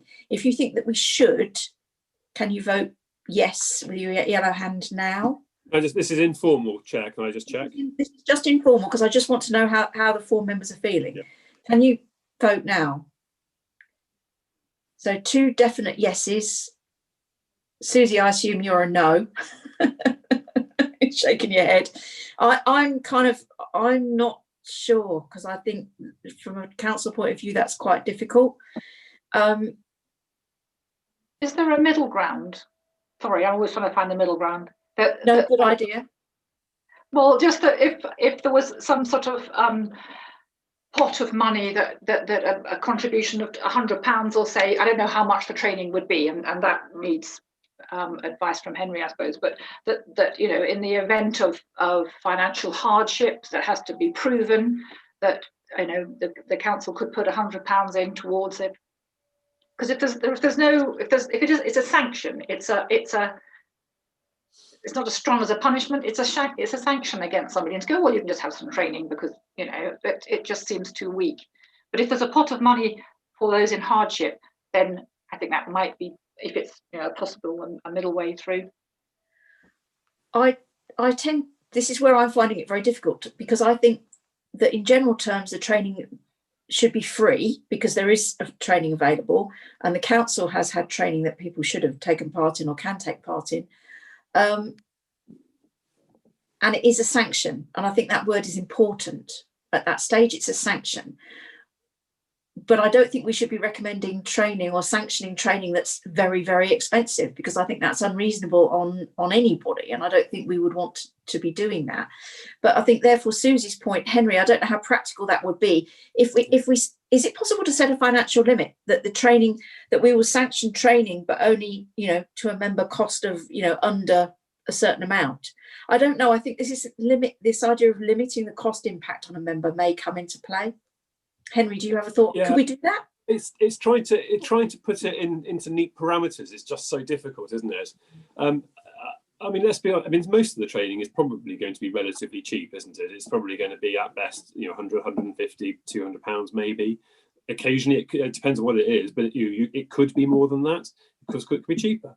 It could be free. And indeed, one of the in fact, it was the case we've been talking about. I had effectively offered that I would deliver the training that was required. So it would be essentially at zero cost. Okay, I suppose it's my time, isn't it? But effectively it's at zero cost to the councillor. So me delivering the training is an option as well. And I suppose trying to be so rigid, I'm wondering if the middle ground is that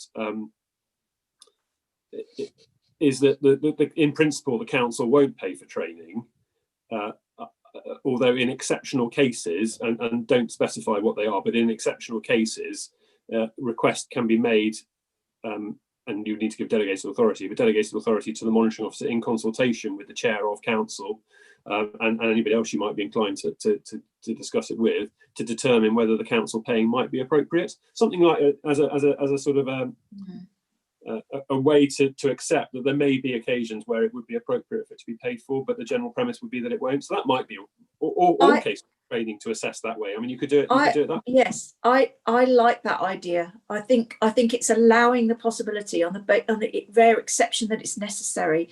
Could it be brought? I mean, obviously, delegated authority to the monitoring officer in consultation with the chair or whatever is appropriate, or even to come back to the standards committee to make a decision, which one of those may be. I'm more comfortable with that idea because it just allows us to have that extra support if it's absolutely necessary. And we're not seen to be being over generous with taxpayers' money, but it's at least available. Do we feel comfortable with that as a recommendation? You can just nod if you do. I mean, hopefully, Dean, you're shaking your head. Eleanor, do you feel comfortable with that or not? Just nod or shake your head. You don't. Yes. So Susie, yes, because it's kind of middle ground. No. You're on mute. You're on mute. We have difficulty agreeing even a middle ground now. I think it's the idea of being able to help somebody if required. So can I? I'm sorry, I haven't been called, but can I just come in on this point, because Henry is just saying that he offered to do the training on a one-to-one basis. So why did that not progress? Because that would have been free.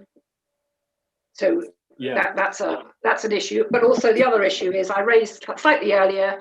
Could we not do it? You know, if we as a council who are LGA members will get cheaper rates on if there's an appropriate training course through the LGA, and the cost be taken from the subject members' allowance on a monthly basis, if they can prove hardship, and I would assume that that's fairly easy to prove. Chair, if I just deal with the first bit. I just need to be mindful of the fact that there are other issues that sit. I don't know how to explain it without sounding less than transparent. So the reason the training didn't happen is because I was never approached to actually deliver it. In the Taylor case, the town council effectively agreed to quash their decision, or to the quashing of their decision, because of some of the procedural irregularities that they were faced with. Having quashed it, it never came back in front of Honington Town Council to sort of reimpose what the district council had recommended. So my understanding of the situation is that it never got addressed by Honington Town Council after they agreed to have the decision quashed. So I've then never been approached to deliver the training that the Standards Committee had stipulated was required. So that's fundamentally why it didn't in that case. But your point, Henry, was that actually it may be that your ability to do some training actually helps us provide free training. I think that's what's relevant there. Yeah. Susie's question about whether we can deduct. I don't think legally we can deduct money from a councillor's allowance. I don't think that's a mechanism. I don't know the answer. I'd have to check, but it doesn't sit very comfortably, I'll be honest. It doesn't seem as a sort of salary deduction, not salary because they're not employees, but deduction doesn't seem right to me. But I can certainly check it if required. I'm wondering, Chair, if to sort of unlock the deadlock might be that in April I bring it back again in terms of a potential solution, because I think listening to it, I'm beginning to wonder whether actually the approach is to say that effectively the Standards Committee will determine on a case-by-case basis whether it's appropriate for training to be, or who should pay for training, what the training is and who should be paying for it. And then it will be the committee that has to decide on a case by case, because it is a difficult position. I understand that, and everybody has their views, and perhaps this has gone into more detail than anybody had ever thought it might do. And I think that's a good idea, Henry. I think we should perhaps look at discussing that recommendation, because it's such a difficult subject, and everybody feels kind of it's really difficult to decide. So if is everybody agreed that we bring this back in April to look specifically at how we might word something around the standard hearing subcommittee deciding that's acceptable? Martin, do you have another comment to make? I've got one comment, which is that if this is going to come back, I'd be grateful if we could perhaps do a bit more research to find out what other local authorities are doing, because East Devon is not an island. So let's find out what good practice or best practice is and see if that helps to inform our decision. Thank you. Yeah, good idea. Just to check up, see if anybody else pays or definitely doesn't, one way or the other. So we've kind of bounced a question about number 8 to the next meeting to make a better decision on that. That leaves us with number 7, which is to note that co-opted members of the Standards Committee are precluded from voting on the committee or any subcommittee, and to consider whether we wish to introduce an informal vote to obtain the views prior to any formal decision being taken. This is a consequence of a question asked by Bob Nelson, who's actually had to leave the meeting, unfortunately. But it did raise a question I think Henry found an answer to. Yes, the answer is you can't. It's quite simple, really. And to be fair, Bob has sent me an email thanking me for looking into it and getting the answer, albeit probably it's not the one he was after. But it isn't. There's still an interesting question, isn't there? Really, that I mean, given the value of having the independent representatives and town and parish representatives, actually, and even today's been a case in point that I could have seen that it would have been useful to ask Martin, Bob, and Pauline what their views were on the assessment subcommittee, for example. Given that it was quite an informative discussion, and of course that wasn't able to happen. So there is a possibility of effectively obtaining an informal vote of the committee first, which would involve the representatives before the committee actually then took the formal vote. So at least then the representatives were able to express their view and for members to see it. So that's really what's advocated, is a sort of I don't want to say hybrid because I don't think that's really representative, but it's just a mechanism of allowing the views to be expressed before the committee actually takes the vote. So I think committee, I can't remember how I phrased the recommendation now. Oh yes, it's just whether you wish to include something like that going forward. Perhaps I should have put that at the top of the page, and then it would have been a bit better on them in this meeting. But yeah, certainly I think it's a good way to do it. I'd like to say it was my idea, but it's not. I've nicked it from somewhere else. Thank you. I think it just raises an interesting question that, of course, you know, we really value the views of our members from towns and parishes, an independent person, and certainly in the hearing subcommittee that I've been involved with, it was extremely useful to have that independent or external input. Really useful, and we definitely value it. It's a question of whether we think it's worthwhile introducing the procedure for an informal vote at this committee, particularly this committee, to get a view from all of our members before we vote council members only at the end. I can take a couple of quick comments on this, but I really do want to move on. I personally need to finish the meeting at some point in the not too distant future to get to a hospital appointment. So I'm keeping an eye on the time. I noticed that we have not one non-committee member, Councillor Moulding. Do you have a quick comment on that issue? Very quick, Chair. I totally agree that the co-opted members, who we value tremendously and have done over all the years I've been involved on the council, and I feel that to get their views on a decision that might be made by the council members, to get their view first would be extremely useful, and we value it very much. Thank you, Councillor Moulding. Councillor Rylance. Eleanor's disappeared. No, she's there. I think there might have been a legacy hand up, if I've got a hand up. Sorry. Oh, that's all right. No problem. Okay, can we, well, councillor members only at this stage vote. Do we think it's a good idea to introduce the idea of an informal vote for our other members at this committee in the future? Can you put your hand up? I'm just going to wave because finding my hand has proved extremely difficult. Well, I say that's three in favour, 4 in favour. Okay, thank you. Thank you. So that will require a small adjustment to our procedure rules. Yes, yeah. And we'll make. Well, I think it just needs to be noted somewhere. I might put it, if you're happy, Chair, I might put it on the sort of the agenda front sheet, just as an aid memoir, to say that they will. Yeah, we will take an informal vote to enable their engagement, rather than actually putting anything in the constitution or anything like that. Yeah, that's fine. Thank you. I think that concludes all the items from the report. Thank you. So we move on to agenda item 8, which is Code of Conduct Complaints Update, a report presented by the monitoring officer on that. Henry. Yes, thank you, Chair. So the only, it's all self-explanatory, I think, and I just wanted to note that as far as case C21 is concerned, it wasn't at the point that the papers were issued, but that has now been closed with a finding of no breach. Right, C20, you said? C21. 21. Yeah. Scanning down the list. Thank you. So the rest is there. I'm happy to take any questions. I am very conscious that there appears to be a slight backlog from the back end of or middle of November, which is absolutely right. There's a few that I need to review. I can only apologise really, obviously with the Christmas run-in and various other times marched on, but it is on my work programme to do those. I had a day's penciled in my diary for complaints the other day, but I got overtaken by events, unfortunately. So yes, I can only apologise, but they will be actioned. Okay, thank you. Any questions from anybody? No non-committee members. Committee members. Susie, do you have a comment? Yes, I just have a couple of queries really. C18 has subject member looking to resolve.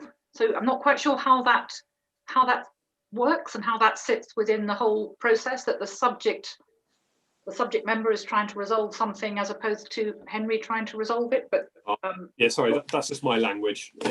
Yeah. Okay. We're looking to informally resolve, I think is the way to take Okay. it. Yes, it's not Okay. the subject member doing it off their own bat. It's Okay. a sort of negotiated informal settlement. Yeah. Okay, so and if I can carry on, Chair, if that's okay. So for complaints made by officers against councillors, are they identified as officers or are they just sort of anonymised in some way? I've been having a sort of email conversation with the chair about the issue of councillor officer relations and issues arising. So I'd just be interested to know how that works. And Yes, I don't distinguish in terms of who the complainant is. I don't distinguish where that comes from. For this table. Would it be quite useful to actually have a sort of ballpark figure as to how many, not right now obviously, but how many of those are officers and how many are councillors? I mean, councillors tend to have spats all the time and it's sort of the norm. Officers shouldn't have to be in this position, I don't think, personally, but I think we'd also have to remember members of the public also make code of conduct complaints too, yeah, or are able to. So we should remember the third group. Three, you know, just another column maybe that yeah. identifies in some way, because I think it's. I mean, it is an important issue, and I think it's very of the moment. I know Councillor Mr. Mark Williams was talking about bringing a report to scrutiny or overview. I think That is a subject that we're not going to discuss at this committee, because I think that raises another question that I'm also concerned about. I'd like to address that separately with Henry as an outside this meeting. I think at the moment, this column, are you referring to column 2 on this report, Susie, where it says where the person is from, but it doesn't say who they are? No, it doesn't say who it says what organisation they're from. But it doesn't say what kind of person. Given the sort of the current febrile atmosphere, it would be useful for us as a committee to know which, if they are employees either of town and parish councils or East Devon District Council, they are entitled to do their jobs without any kind of sort of harassment, if you like. And I think that would be useful for us as a committee to know whether they were members of the public, employees, or councillors. If that's okay, that we know those things. I think I would. It's caught me slightly on the hop, I suppose. I'd have to think about quite how. My initial reaction is I'm not sure I would want the table to be populated with the information to identify, because I think you said earlier, Councillor Bond, it doesn't take a rocket scientist necessarily to work it out if you've got your ears to the ground. So I'm not sure I would want the table to reflect that. But I think the column at the end of that table, there is the information the committee have asked for quite some time ago now. I think it was Councillor Hull, if I remember rightly, where you've got the nature of the complaints. Complainants who are subject to more than 2 complaints, and subject members, complainants who've made more than 2, subject members who are subject to more than 2. You could include there the number of complaints by the public, number of complaints by councillors, number of complaints by staff, whether by town, parish, or district. So you could have the information if the committee were so minded. But I'm not sure I would want it in the table, and That makes sense. That makes sense. Thank you. Yeah, I think that's probably as far as I would be comfortable with it going. But yeah, I think there's a good point about not getting too granular and allowing identification of individual people, because obviously when we know characters, and we're also talking about out in the towns and the parishes as well, that you get to a point where you can work out exactly who and who the complainants are. I think is also a sensitive issue too. You don't want to put people off putting in a complaint because they're concerned about sounding like they're.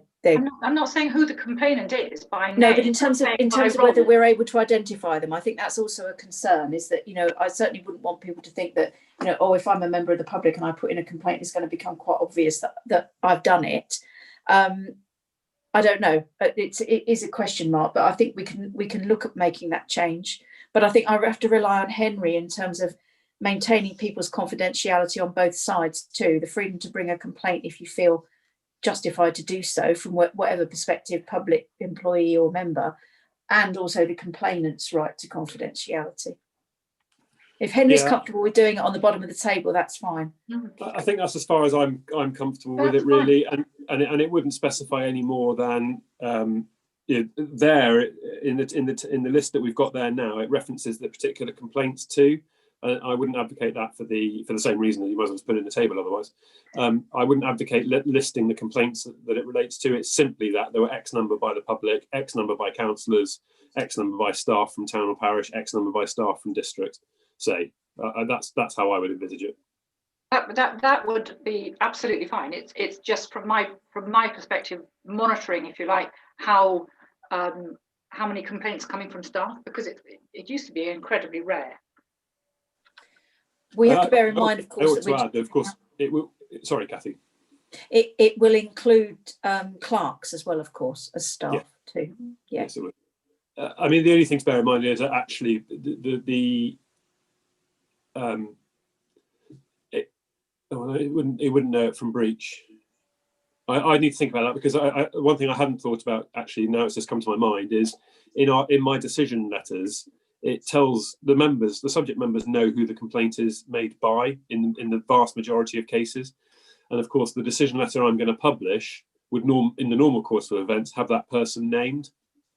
And I'm thinking that may cause an issue, but actually I think because of due process and all the rest of it, necessarily it's probably right that information remains in the letter. If that's right, then actually the amount of information is probably going to be relatively small, where it won't become known in any event. But I think it's something I hadn't thought about, actually, about needing to protect the sort of or the name of the complainant if the decision notices are being published.